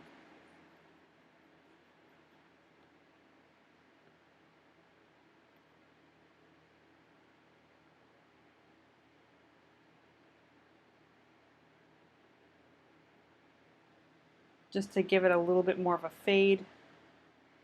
And then the same goes for the top of this lip here. Just take a little bit of a lighter pink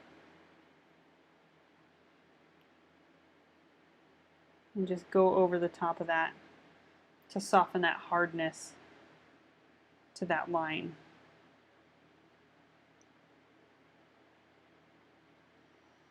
Also in the irises, it's tempting to want to have a razor sharp edge right along here, but the eyes are actually slightly soft.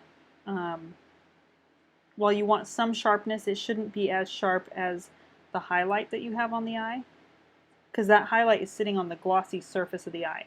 So I would take a color that's somewhere between your white and your green and just blur that edge a little bit more. And same goes on this side. Just a little bit. A slight softness to give a little more realism to the irises.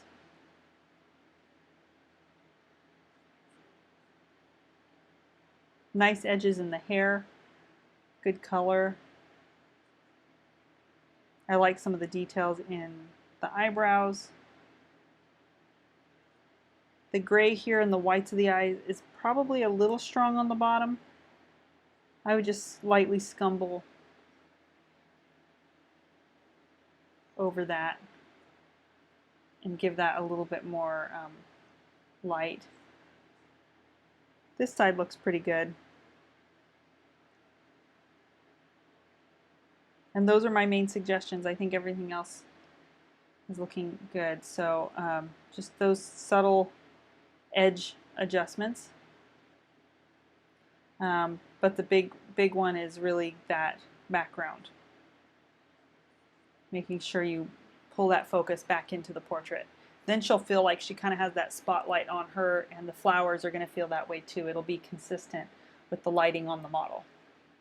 Okay, if you have follow-up questions, just write in the forum and feel free to post your finished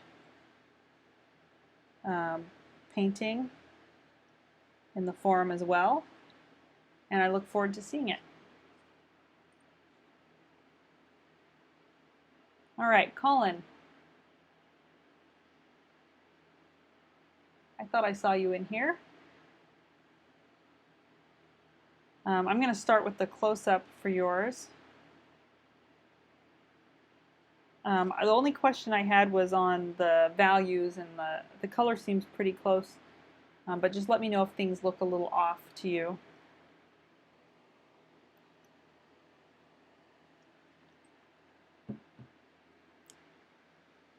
You have some really nice contrast, and the colors are looking good. So I'm just going to look for a couple of tweaks to some edges, and that way we can kind of keep pushing this.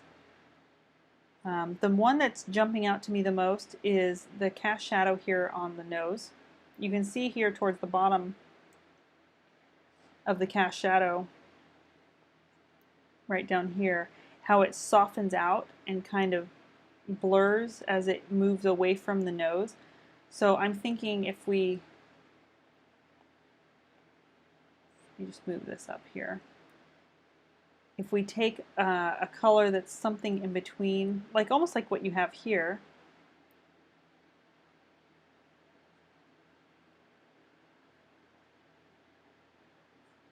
and just add a little bit of a soft halo around that shadow.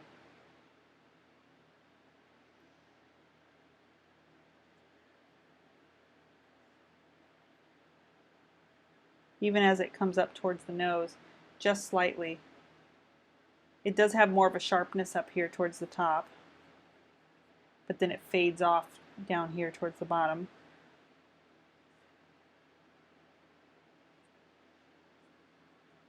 And then it transitions slowly to this corner of the mouth with a mid-tone. That's something that will help too, is before you had more of a sharp point where that light came down on the right side to the corner of the mouth, and if you add that mid-tone, it's going to help soften it.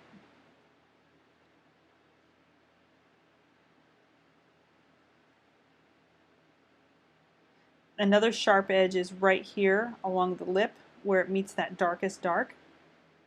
You can see that that lip, as it rotates over, starts to turn into a deeper color, and it has just a slightly softer edge. So if you just go in with that darker pink violet, just go over that corner right where that plane changes. Remember, we have kind of three major planes on the lips. There's these three, and you can see that this is the light plane right there. So you're going to start to get a little more shadow plane, or at least a little more mid-tone as that wraps over. And it even takes on fewer highlights and just takes on a little bit more richness in color. She does have a little bit of that light kind of spilling over the top. I do see some of that, but it doesn't go as far.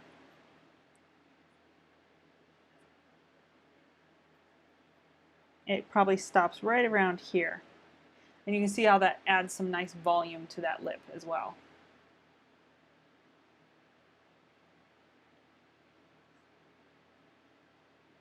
Okay, Stella, thanks for letting me know.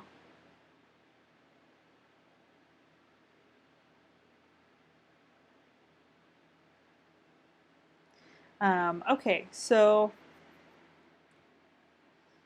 another edge that jumps out is this little spot right here. It's just a matter of sometimes going over it with a scumble and softening its transition into the other tones. So let's see how these little things are kind of adding up.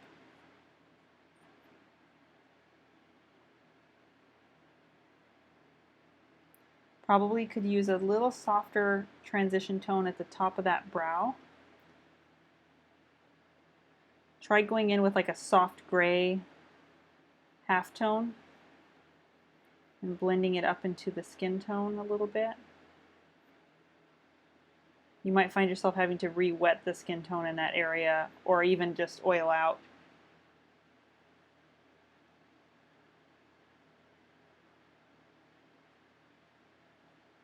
Even the edge right in here, this little nostril, right where that cast shadow is, make it just a touch softer. And you can do that simply by tiling a halftone somewhere in there.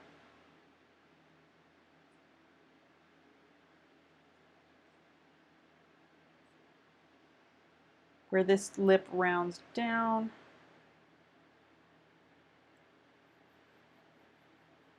just soften it with a dark. You could glaze it and see if that helps.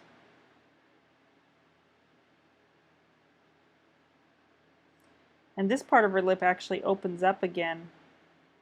Instead of coming straight here, it kind of opens up with a little bit of the pout.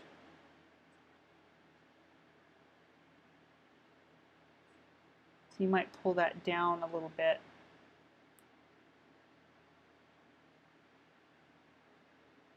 These are very subtle tweaks, so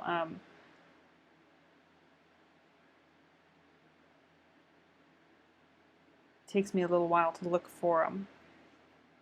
But this is the process I go through with my own work, and that's why sometimes I sit with it for a few days, because I'm not quite sure what the painting needs, or if an edge is going to bother me a little bit later.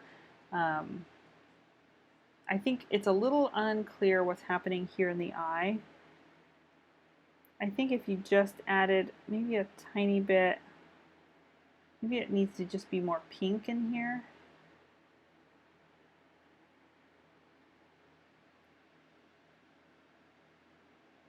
She does have that highlight that comes in around it. And I realize there's a little light on the inside. But maybe just to find some of that warmth in that top part and see if that helps. It was feeling a little maybe incomplete before. I can tell what's happening on this side, though I would maybe warm it up a touch so it helps, kind of complement her eye. And it looks like you started to do that in here too. If that's just sunk in over on this corner, that's fine. You could also go in there with a glaze of like red oxide and alizarin if you want to richen up that dark, but not necessarily make it lighter.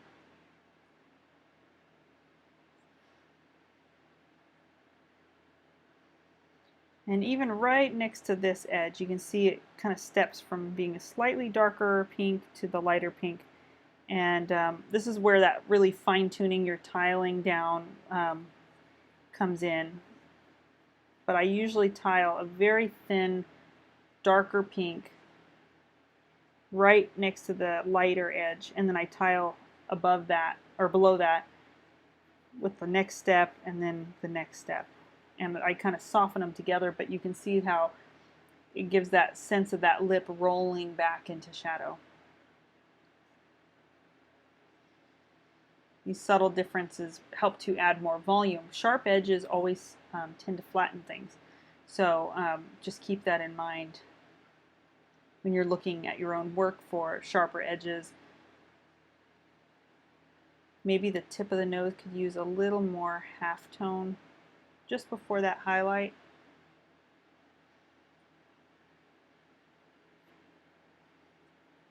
As it curls down towards that shadow edge.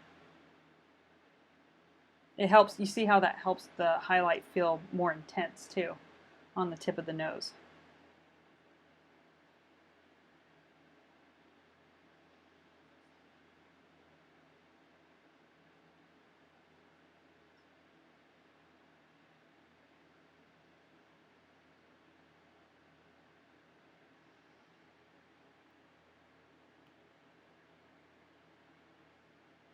Sometimes I'll take my lip color and then just go lighter with it, and then do a very, very thin tile along the top edge. If I feel like the lip is defined but I want it to feel slightly softer, then I'll just tile a slight lighter pink along the top edge, and that will again do the same kind of trick.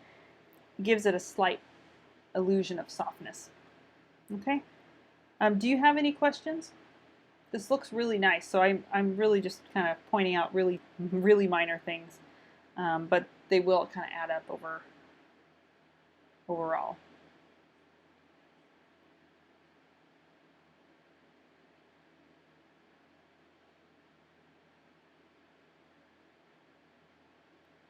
And then let's go ahead and take a look here. I'm thinking maybe for your background color, let's push it a little bit cooler than what you have.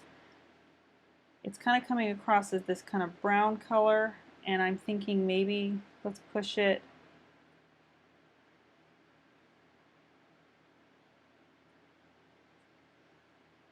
a little bit more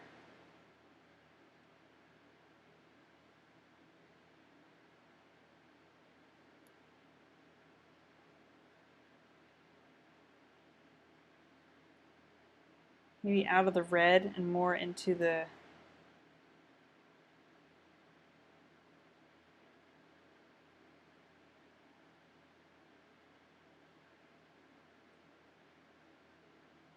maybe a violet. Violet to blue, something a little cooler. I think it's going to help complement her skin tones a little bit more to maybe push that color a little bit. I'm thinking a little darker as well. So instead of having so much of the cad red in there, try maybe a little more blue and a touch of alizarin maybe into that color. And don't be afraid to push it dark, maybe towards the outer edges, or get a gradient kind of going, just to create some more interest. I think that will make a difference. The shirt looks great. You might want to watch this edge where this meets here. I would take maybe a lighter green and just do that same tiling trick. Make the top rim just a little bit lighter, almost like the light's hitting the top rim of her shirt. And that's going to give an illusion of softness where that meets the neck.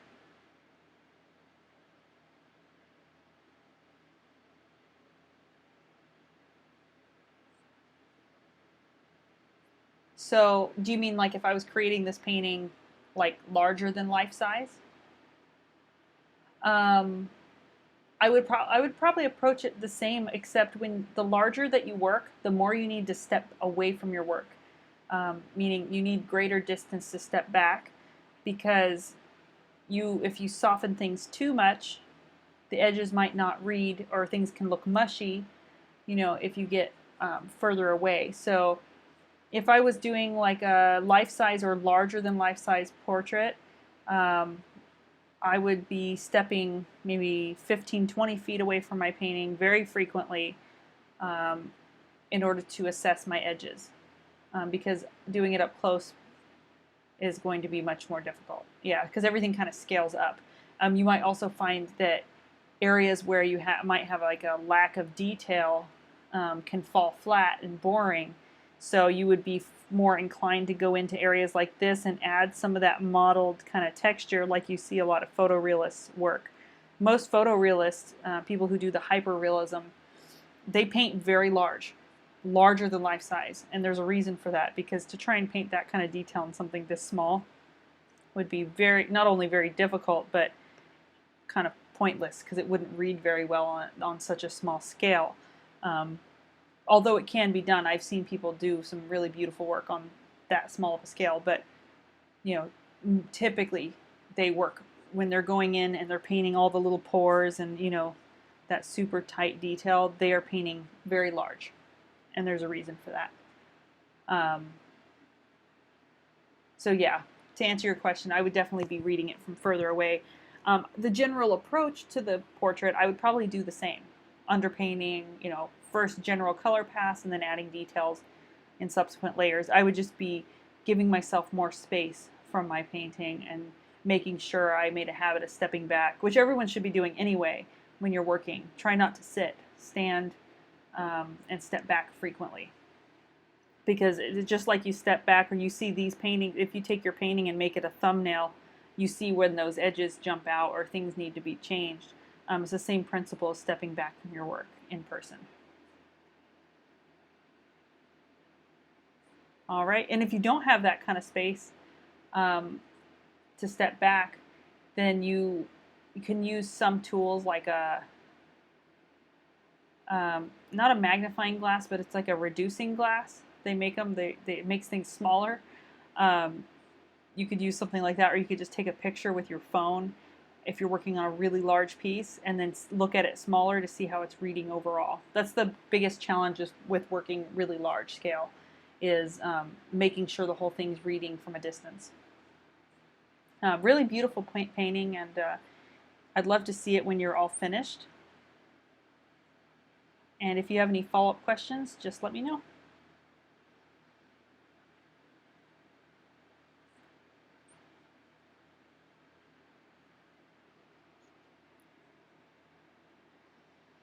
All right, Stella, you said to go ahead and do you last because you are traveling right now. So I'll go ahead and work on Marianne's right now. So Marianne, just let me know how the color looks. To me, it feels a little bit yellow and warm, but you tell me how it's looking to you compared to the painting in person. There's also this close-up. I'll probably start with the close-up and then move into the whole picture afterwards.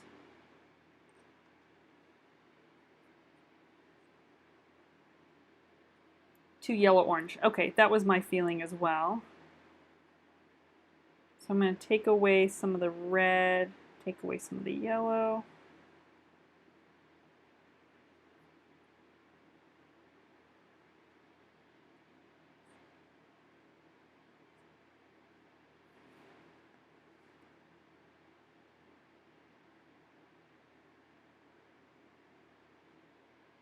How's that?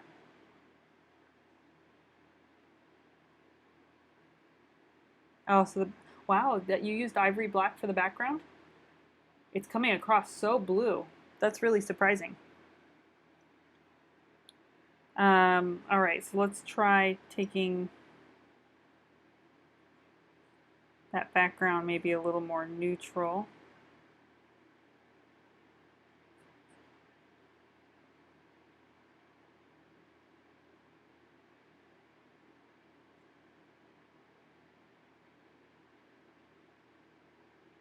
It could be the saturation too, so let me try playing with that a little bit.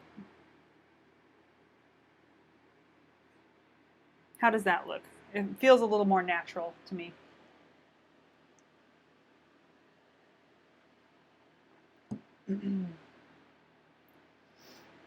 What brand of ivory black is that? Just out of curiosity.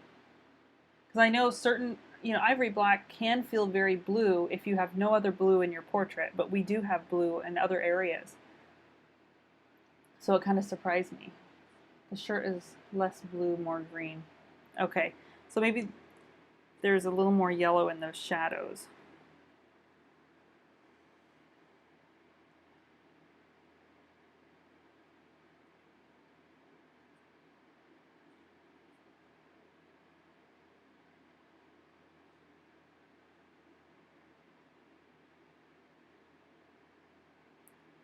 Let's see how this one's coming across real quick.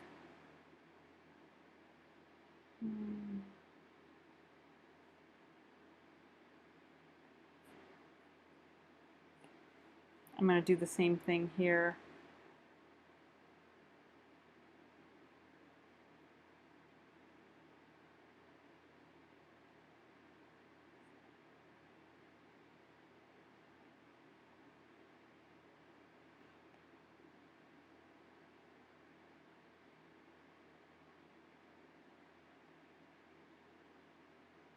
Okay. All right, so let's go ahead and get back to the detailed portrait here. I'll keep that in mind, that the shirt is feeling a little blue. That's okay. All right, so we're just going to focus on the portrait for this part.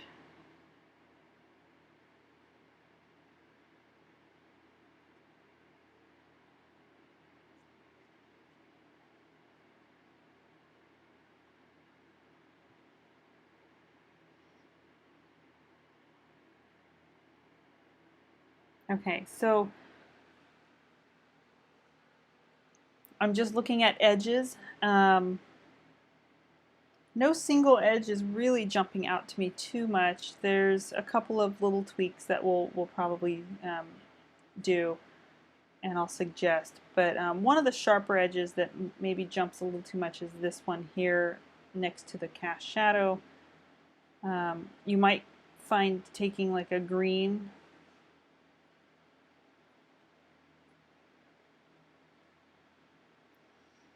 and using that just a little bit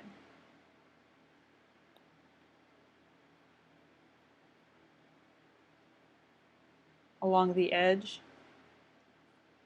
will help to soften that. It feels fine on this side, on the this side right here. That looks good.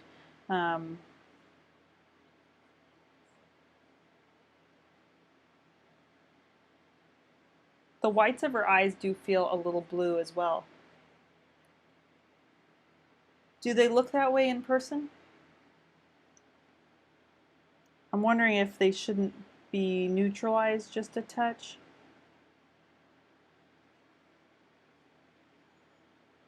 In the lights, maybe warmed up a little bit, brightened up a little bit in the lights. I realize her eyes are quite gray there, but I'm thinking this is just too blue and we'll want to warm it up a little bit where the light hits.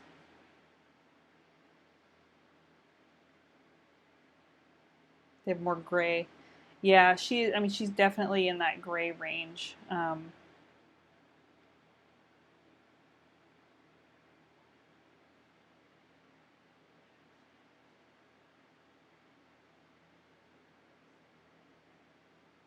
I think maybe the camera is just emphasizing the blue. It's really kind of picking that up and pushing that forward. With her lip shape, there's just a minor adjustment I'd like you to tweak, and I think it's this dip here in the middle. I would just straighten that out a little bit. She has that slight dip, but it's a little bit more nuanced, and her bottom lip feels more full overall.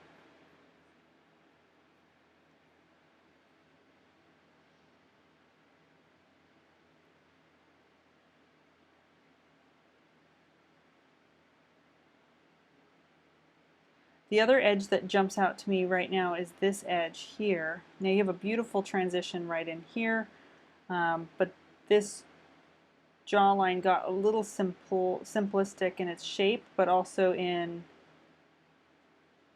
the edge quality right where it meets the shadow.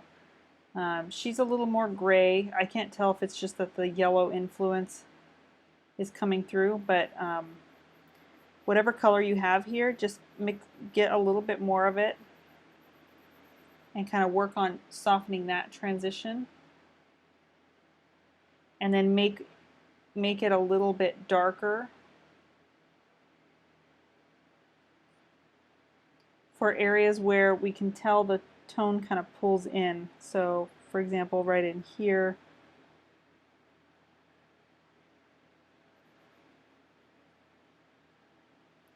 and you might find yourself wanting to readdress some of that shadow edge just through the chin.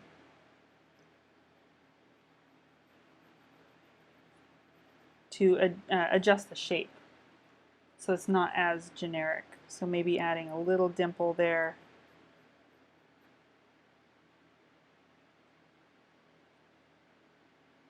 And then her cast shadow under her lip is actually quite a bit larger, which helps to close this gap space on the chin, the light space on the chin. Let's make it a little lighter, a little closer to the color you used for your shadow.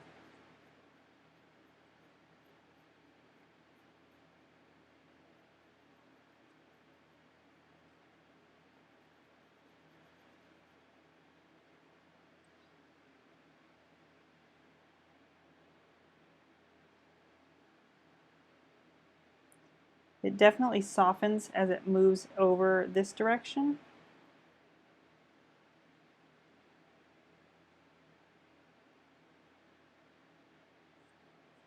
And you could probably use just a touch more mid-tone in these kind of softer olive tones as that pulls over into that corner.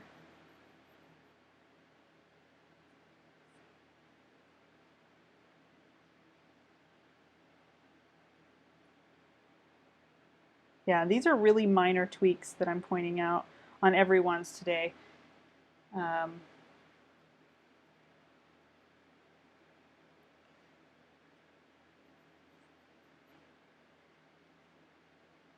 Okay, so let's see what difference that's kind of made overall.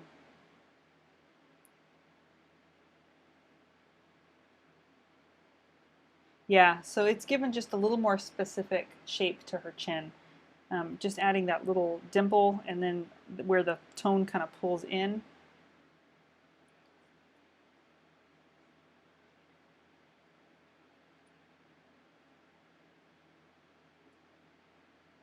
Up here at the top of the hair, I would take kind of a gray. It looks like you have some up there, but maybe go a little darker as it kind of falls back into the roots. Maybe join it with a little bit of that shadow there from the hair. And you might even find yourself taking some of the hair and pulling it down into that afterwards to break up some of the edge. But I think that'll help that forehead kind of sink back. You have nice edges on the eyebrows. Maybe we could tweak a few edges around the lips a little bit more. Primarily where she has these lost edges. Maybe a little softer right through here and a little lighter on this side to kind of reinforce that idea of the planes of the lips. And then you can take and go in and revisit where you have those kind of dominant highlights.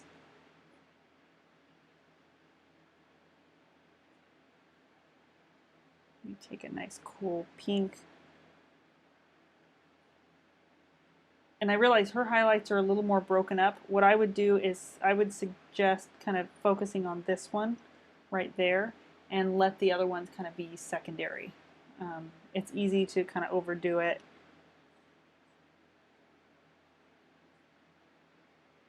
And it starts to look a little artificial, so kind of play with that a little bit. Let me look at that for you. The forehead too short or the eyes too high.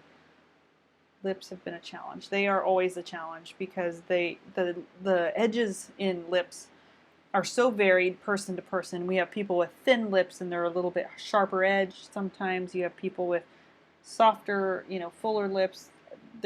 While there are general planes of the lips, it changes person to person so drastically that it really takes a lot of observation. And it's not just about the lips itself, but the area around the lips, the muzzle, and how the lips fit into that.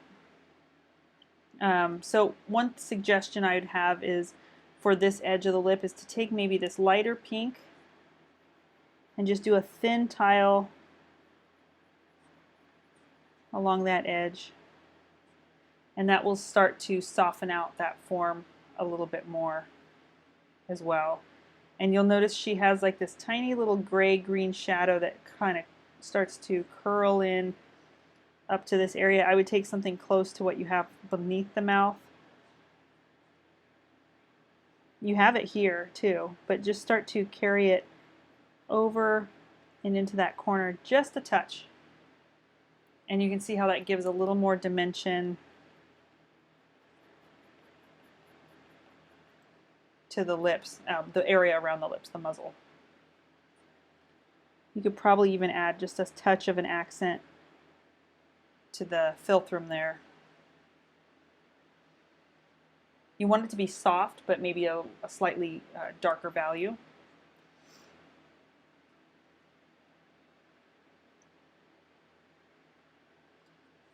And just clean up maybe this edge here around the nose.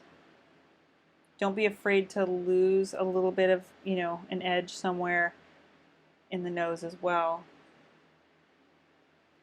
Like this one might be a little hard, so you might scumble over that edge just slightly and soften it up.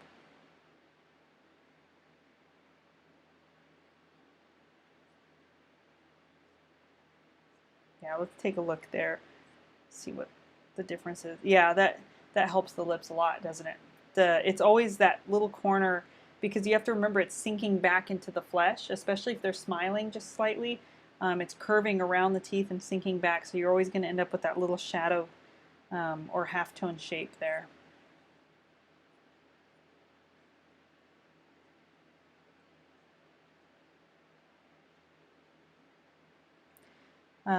Proportionally, I think her jawline does feel a little big. The forehead could be a little short, but I think it just feels that way compared to the jaw. And I think it'd be a pretty easy fix, so let me show you what you can do. It's that her chin feels quite long. Is when you go in and you start to pull up this little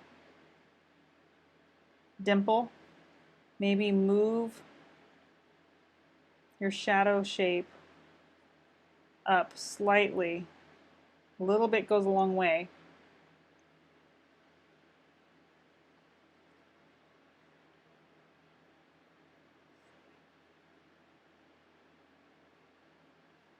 You could even use a slightly lighter color, like a more reflected light color, and not so much of the real dark that you have down here. And that can help to soften the effect of the edge along the jawline without you having to do too much more repainting. And you can move that up and then just make sure you have some of this green-gray mixture so that you can make sure you give it a nice soft edge. You might find yourself needing to bring it up a little bit higher through this area.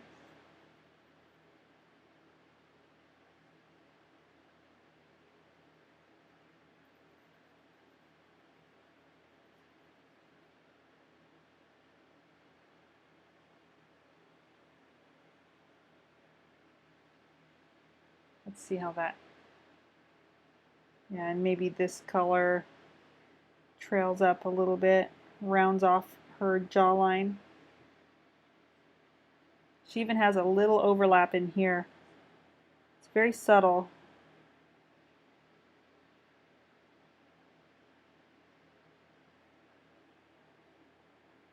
fades up into that pink.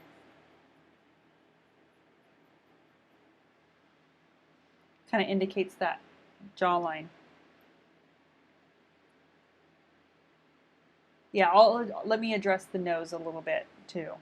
But let's take a look at how that jaw, so see how that helped to sculpt her jaw quite a bit more, and it's starting to look a little bit more like her. If you raise up that shadow shape on this side, you might find yourself needing to carry it a little higher on the other side. Not by very much, but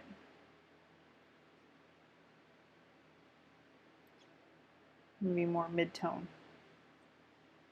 And that affects how you feel about the forehead too. See how the forehead now starts to feel in a correct proportion.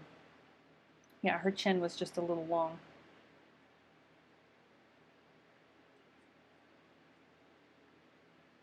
Okay, so let me take a look at her nose.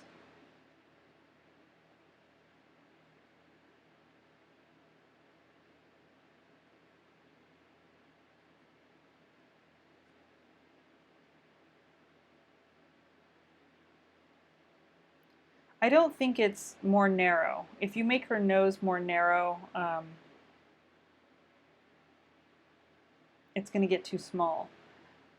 What I think is happening is that you don't have enough of these mid-tone transitions, so it's making the keystone shape in the nose and the bridge seem a little bit too wide, and maybe this comes in just a touch.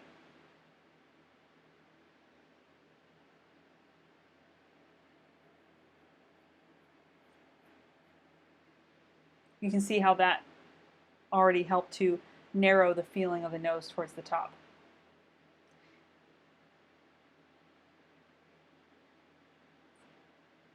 You might even take some of this greenish gray halftone that we've been using and use a little bit on this far side of the eye to push that form a little bit. But I think that helped the bridge of the nose. It's just that little select area, and then the jawline, and sculpting her little cheekbone here on the left side also helps, because it gives us a sense of where the other side of that is. Now, with relation to the whole head, what I am feeling is there's a shortness through this part, from the top of the head to the hair. Right in here, it got too small. And I think that's making the forehead feel small as well. So I'm going to suggest that, and I'll do this in the zoomed out image as well. It might be easier to see. But I would say bring this up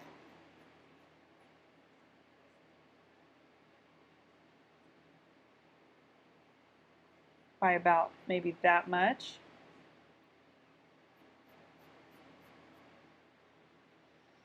And then you can bring it out a little bit wider.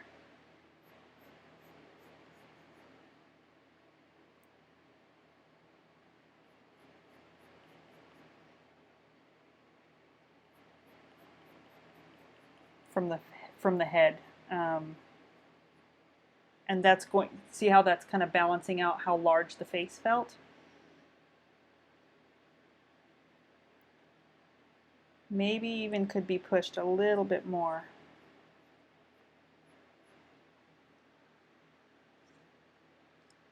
So that made a big difference. It just gave her an instant facelift. All right, so let's leave that and let's look at the whole image, unless there's another area that you'd like me to address.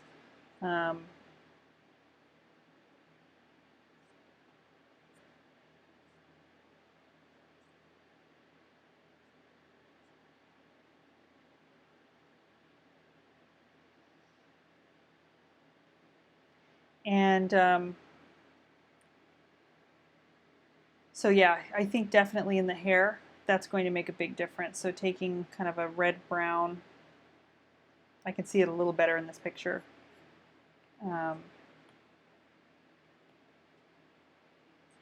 Oops.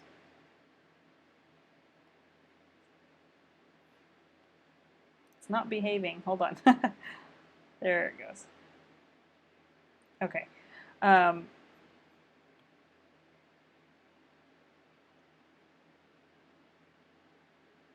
So bring that up and maybe out a little wider there. But definitely that height is going to make a difference.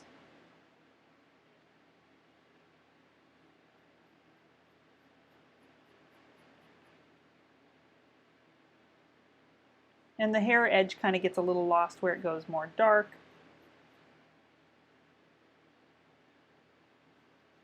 Trim that down just a touch.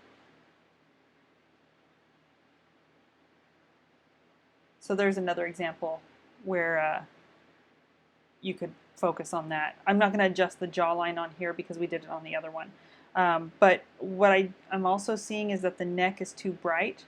If you just even compare the value range of the two, you know, in terms of lightness and darkness, that's the difference. So I would definitely look at where you can go darker, and don't be afraid to maybe sculpt a little bit of the pit of the neck here with a little bit of the shadow edge.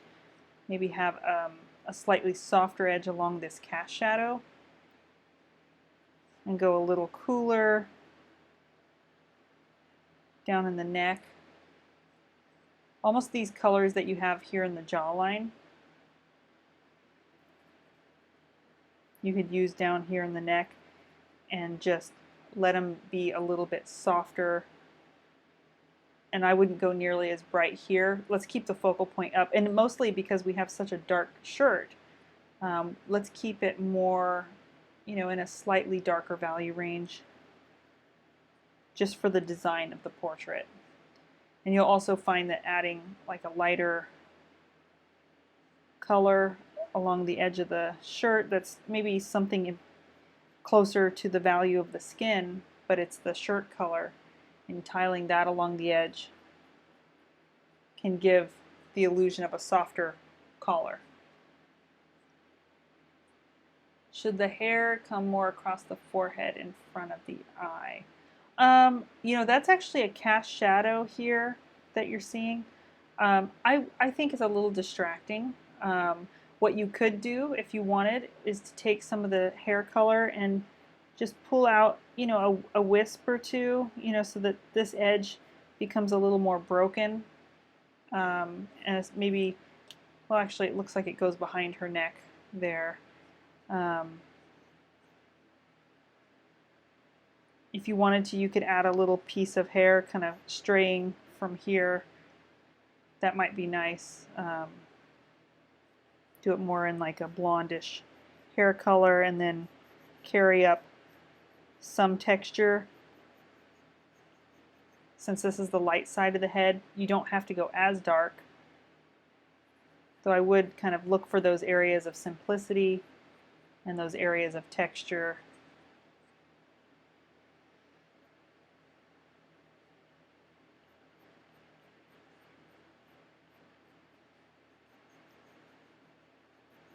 You know, something like that. And then you could even have it fade off to be, if this is getting close to the edge of your canvas, I would just have it go dark again, so it doesn't pull the eye down, and maybe even towards the back like that. Because we're not just copying a photo, we're trying to design a painting that is going to read balanced, you know. One area you could bring out little wisps of hair is maybe here in front of the neck. Like, you could bring out like one or two little strays, because very rarely is our hair perfectly behaved. And, you know, maybe even do that with some of the lighter color out in front of the shirt.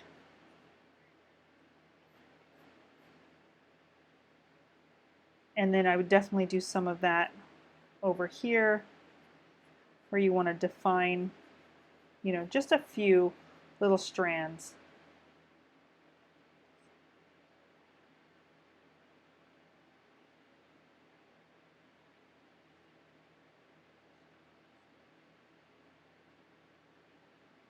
So your question, lightest light against darkest dark, seems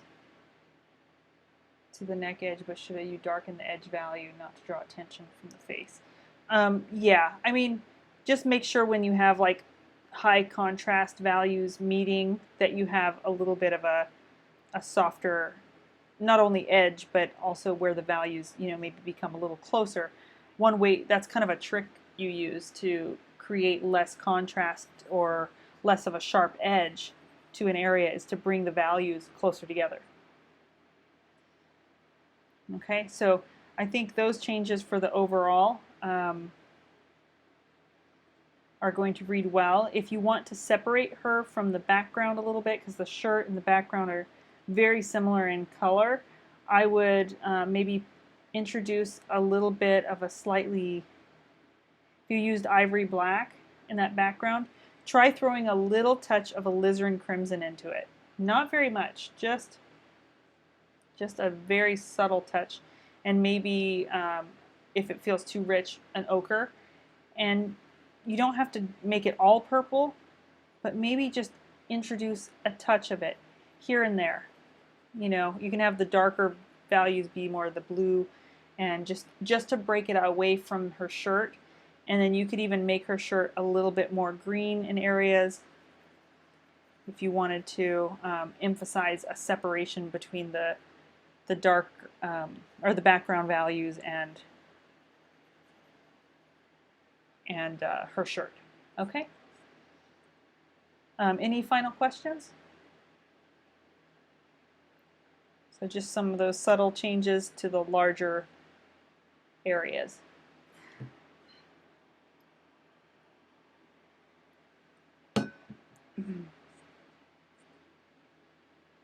Yeah, and if you want her to stand out more, having those little light strands and maybe even darkening the background. I don't know if darkening everywhere, but maybe just glazing some of those lighter strands or lighter highlights that you had placed into the background, making them a little more subtle. That gets her to pop forward. And if you wanted to, you can change the color of the shirt she's wearing. You can always go, a little more green, a little more teal if you wanted. And then go a little more purple. And you could even introduce some subtle, warm, kind of purple violets into the background to get it to separate a little bit more. Thank you, Marianne. I'm definitely considering it, the children's portrait class. It was a great suggestion, and I think it's something that not too many people actually teach, not that I've seen anyway. It's a difficult subject, but it's one that a lot of people want to do. So I'll definitely keep that into consideration. But if anyone else has other suggestions that you would like to see as an online course, just let me know. I'm happy to, and I'm going to send out, like I said, that little questionnaire. So, yeah, Procreate's a very handy tool, especially if I like to use it for sketching. I sketch my ideas on it. I don't tend to use it in this format for making corrections, although it could be used that way if you get familiar enough with the program. But I really do like the program a lot. All right, Stella, it sounds like you have arrived where you need to be, so let's go ahead and talk about your painting. I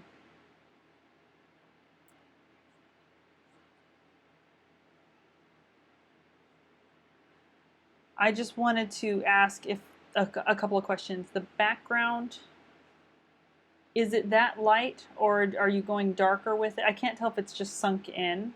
To me, it kind of looks like it might just be sunk in. So you let me know if it's actually darker.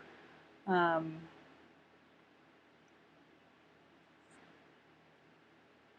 I know we had gone over a couple of changes 2 weeks ago, or I think it was 2 weeks ago. So we'll talk a little bit about, I think, because the model has such kind of pink skin tone, and there's a couple of cools in there, but I feel like maybe we could kind of punch up the saturation a little bit in the painting. I like that you have the copper color in her hair though. That's working out really nicely.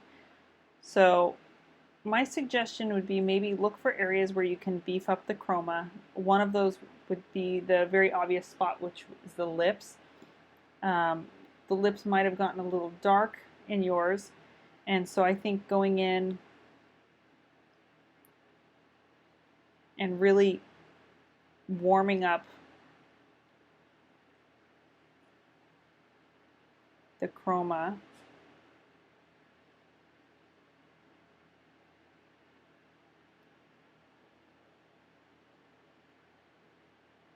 especially in that bottom lip.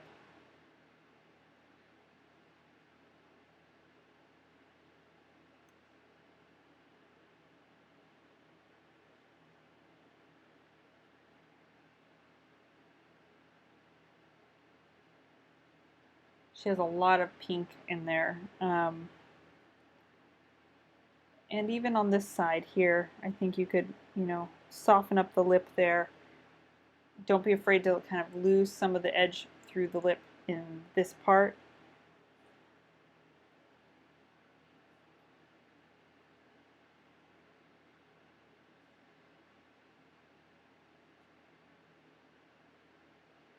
And you can see it gets very kind of rosy in this corner. I'm thinking maybe we'll push it down a little bit to beef up that chroma and give her a little more fullness to the lip.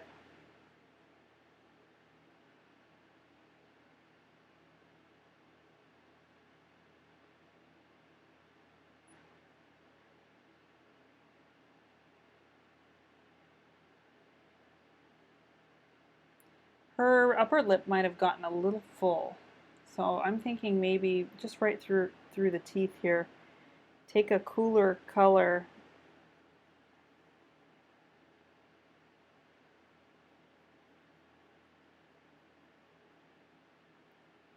I'm just going to use this to draw, and it needs to be lighter than that, but let me pull up the close-up of her face here. Yeah, we have kind of this cooler gray.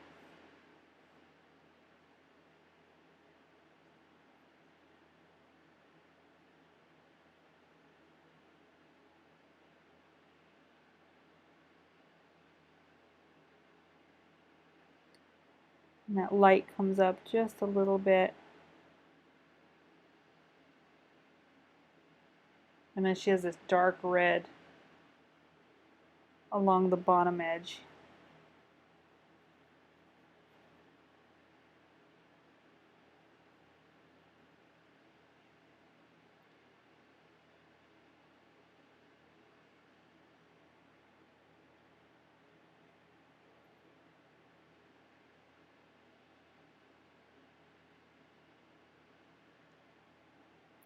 She might have more width to her bottom lip too before it turns to shadow.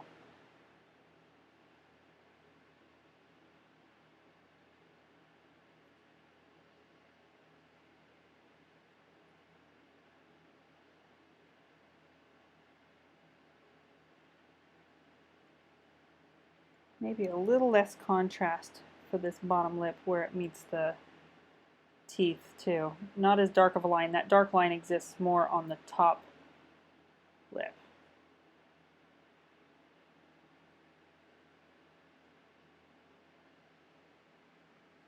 So that's already starting to add some richness to her skin tones. Another area where I would concentrate on adding more warmth is the nose. So remember, we have those really chromatic areas, especially where the skin gets more translucent or the forms get more translucent. So you can start to add more red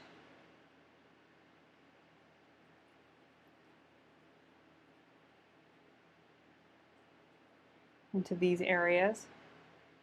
But don't forget to have some of those darker transitions so that that edge of the nose doesn't feel too razor sharp.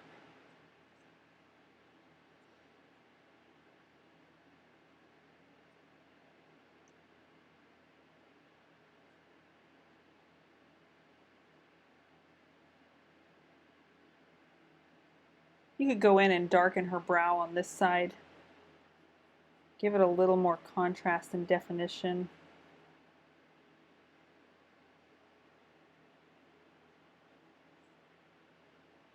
And it kind of merges with the shadow. And this is another area where you can introduce some of those copper tones from the hair into her eyebrow here.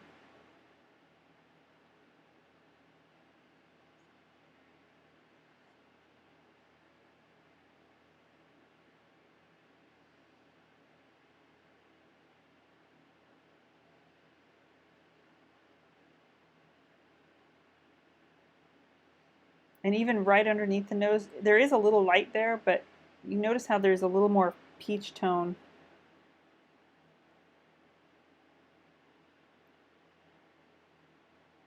Kind of connecting those planes a little bit more.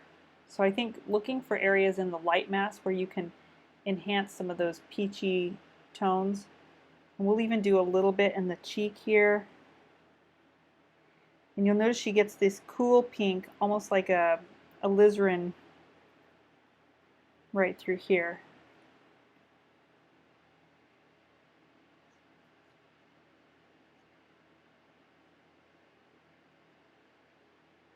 And the photo is a little washed out, so you might have to kind of emphasize what it lacks just a touch to make sure you get enough color into her face on this light side.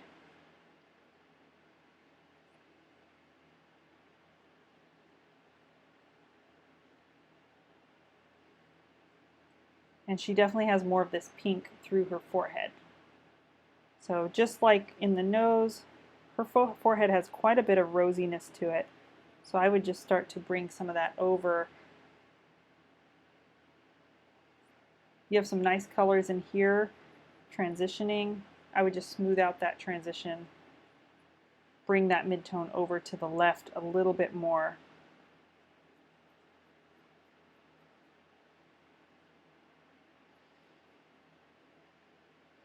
Even though she has a little reflected light in there, that shadow right here is a little darker and it helps to narrow the illusion of her forehead.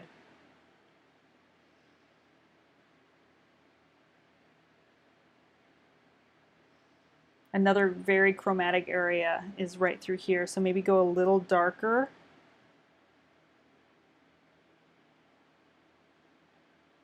A little bit more chromatic to really hit that rosiness in the cheek there as it transitions to that gray green.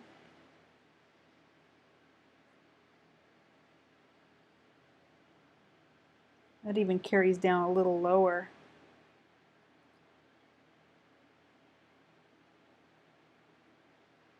And she has it in her chin as well. So maybe carry that over. It's almost the transition color is where you get most of the chroma in her face. Maybe a little bit, you can push that value down towards the bottom. You have some good shapes here though. I know you had kind of lost your drawing at one point and you were working to get that back. So it's looking good in that way. Maybe soften that transition across the lid up here and let it sit in more of a mid-tone range with the exception of this little area right above the hooded lid here. She gets two little highlights that help to separate those two planes. So let's take a look at that here. There are a lot of general changes, kind of to large areas. But you can see how introducing that pink has suddenly set her off from the other colors. Also, because you have such a strong red in here, you might consider using, since you're changing the shirt color, use some of that to your advantage and indicate a little bit more warmth to these shadows. It's a little bit of inventing, but because it's so close to head, you're going to want your deepest shadows, any planes that are facing down towards the shirt, have it pick up a little more of that chromatic red, like this underplane. We can make it a little bit lighter.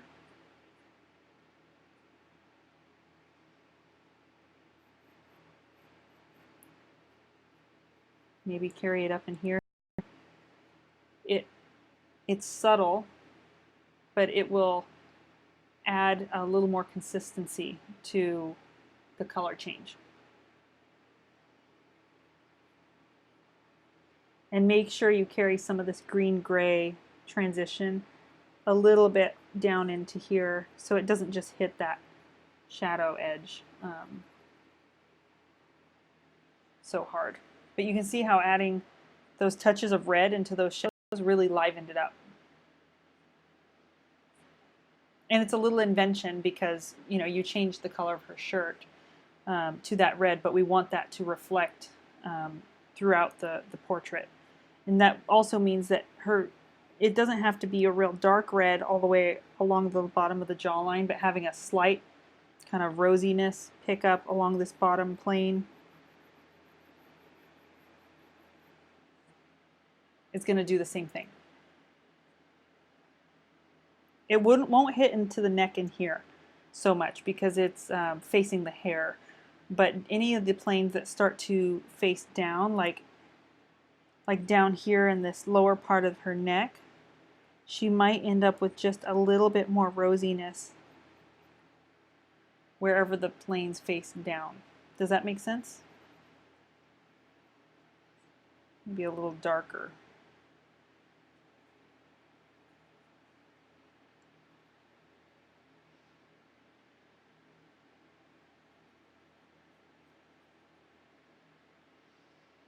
So see, just having a little hint of that down in the neck.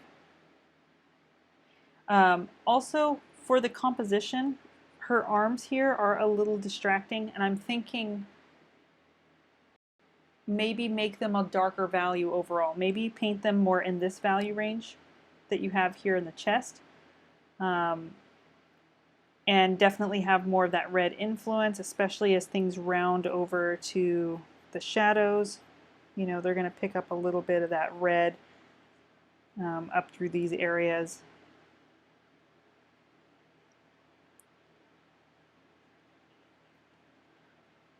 And maybe have the lightest value, something like that.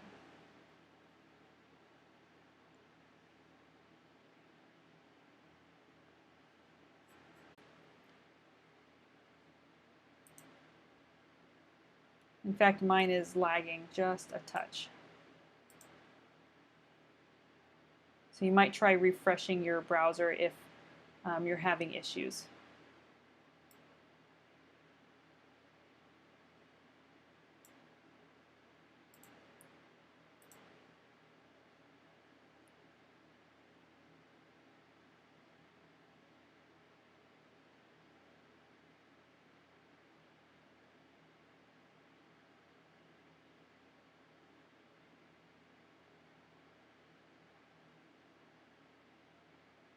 All right. Okay, so if your background is as light as it is, you might, I know we had talked about doing kind of a variation. You might consider going a little darker, maybe even on the shadow side. Or I mean on the light side of the face, and then have it get just slightly lighter next to the head. We'd talked about this before, I believe. And then have the dark of the hair kind of silhouetted. I can't tell if it's just sunk in this area, but I'll just paint it in real quick so you know what I'm talking about here. Something like that can add a lot more drama to the portrait. Oh, it is dark. Okay, it's just sunk in probably. Yeah, this will be up. I'll post a link to this critique on our forum, so you can come back and revisit this anytime. But I do like that little vignetting kind of effect. I think it'll help to bring attention to the portrait. So work on those things, and if you want further feedback, just post it in the forum, or you can email me. We had talked about that because we had missed out on one of the critiques. Another thing, actually, really quick, is just any opportunity for a chroma in the face, definitely take advantage of it. So there's this little cast shadow where the light's kind of coming through, and if you did a little bit of that down the edge of the face, you can see how that adds kind of a nice addition. Anything about the hair? You know, actually the color and the forms of the hair look really good. I would just say start to work with the smaller brush and start to build subtle strands that, like, she has a few that come out and, you know, texture, I think. You know, a few that come out and break up. You can even bring in some of these darker coppers, like find that dark, rich copper color and break it up a little bit. You know, find more connections and textural differences. And then, of course, it'll be a matter, once you're done with the background, of also bringing out little strands, you know, into the background, you know, just to break up some edges. But I think the color is right on the money, so I would just work on, you have the big forms, so start to work on the small forms of the hair. You know, little textural differences. Because her hair is a little bit on the lighter side, you can let the texture fall a little bit softer, kind of in the middle to darker tones, and then add the texture mostly where the highlights are. But you just a little more specificity, and you can see it adds a big difference to the overall feeling of the hair.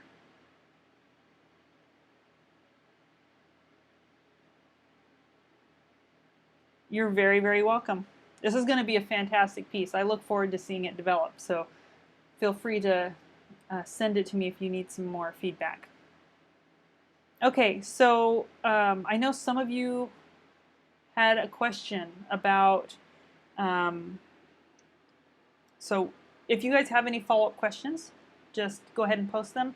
But I know some of you had asked about what oil ground I use, and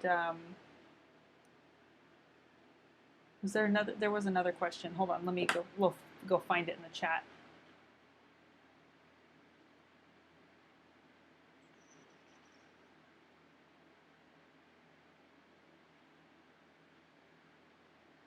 So Marianne had asked, do you have to sand the aluminum panels before putting linen on it? And then Randy had asked which alkyd oil primer. So if you are going to be mounting linen to an aluminum panel, yes, you do need to sand it, rough sand it, so it has a bite, and then you need to use a glue that will hold. I recommend going to the Rublev or Natural Pigments website and look at what he recommends, an archival one. But if you want to buy a linen panel that's mounted to the aluminum composite, there are plenty of companies that offer that now. There's Artifacts panels, which you can buy through Natural Pigments. There are Raymar art panels, and there's, of course, the Trekell panels. Those are excellent as well. If you want to prime your own, what you have to do is take the aluminum panel, and you still have to lightly sand it, but you don't want to scratch it too deep. You're just kind of lightly abrading the surface. Wipe it down with rubbing alcohol. Don't use mineral spirits. Don't touch the surface with your hands, so make sure you're wearing gloves. Wipe it down with rubbing alcohol or denatured alcohol, and then let that evaporate off, and then apply the primer directly, like as soon as you're done and as soon as that's evaporated off. If you leave it out, it can oxidize and not create as good of a bind with the primer, because aluminum's not an absorbent surface. And I recommend using an alkyd oil primer or a lead-based primer made for the ACM panels. So Natural Pigments has a lead primer developed specifically for the aluminum composite panels. And I just recently switched to that, but I haven't been using it because I don't want to sand the lead. So if you're going to be doing something like that, make sure you take the precautions necessary. Wear a full gas mask kind of thing, like a full filtered mask. It's not so much the vapors, but if you're going to be sanding lead, you don't want to be inhaling the particles. So get a mask that's rated for lead particles. And sorry, there was probably a little glitch there. The stream kind of went out briefly, but we're back. Okay, so if that's the case, then take the precautions. But the other oil alkyd primer that I used to use was, and I've used it for years, and I love it, is just the Winsor Newton oil ground, or it might be called oil primer. Gamblin also makes a really good one, and those are titanium white based, and you still want to wear a mask if you're going to be sanding it, but those dry very, very quick. But I find that the Gamblin one is very textured, and the Winsor Newton one kind of lays down a little bit more flat. So just a couple of tips on that. Yeah, so that should answer both of those questions. Marianne, you're asking, do I ever paint from photo taken in natural light without a studio light? Actually, yes, I do. And I actually have north-facing windows in my studio. And when I do still life, or I do have a live model in there, I often use the natural light. The only reason I like to use a studio light is because I can get the angle a little bit higher for those, loop shadows, so that the light's a little bit more above the model, because my windows are maybe 4 foot off the ground, so they're a little more parallel to the model. So I get kind of more of a parallel light, and I like that 3/4 angle light. So I would say that's the main difference. But it creates a really natural, beautiful kind of soft lighting. And I have like blackout curtains, so I can narrow the light and that sort of thing. Natural light is great. You just want to make sure that you're getting the model to a good angle to that light, and make sure, that your camera is capturing the full value range. You don't want to have the lights too bleached out, for example. All right, so are there any other questions? Our stream is kind of bouncing around. I realize it could be my internet or something. I'm not sure. Right now it's saying it's not the greatest output. Sorry for that.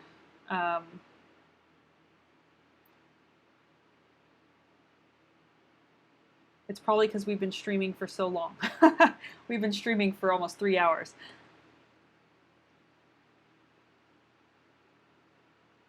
Thank you very much, Brenda. You're very kind, and I'm really happy that you guys are all in the class, and it's been a pleasure to work with all of you. Keep developing your paintings and post them in the forum. Remember, we also have that little section.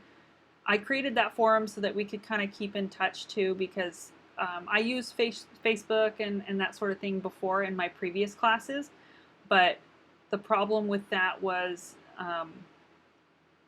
Facebook algorithms. Not everybody would see the posts, and it was kind of difficult. So I'll keep that forum live, and you guys can post works in progress outside of the course. Remember, I created that little section, and so we'll kind of go from there. And I will send out the email with the link, lifetime access to the videos. I will send out a link probably this week I'm not sure if it'll be a link or if I'll just ask in an email and have you guys reply. But on, any feedback you have on the course, anything you would suggest for future courses that you would like to see. I have a few ideas, but I'm always open to everyone's input. All right. Thank you guys again. And I hope you guys have a wonderful summertime and keep painting in the studio. All right. Take care, guys. Thank you again.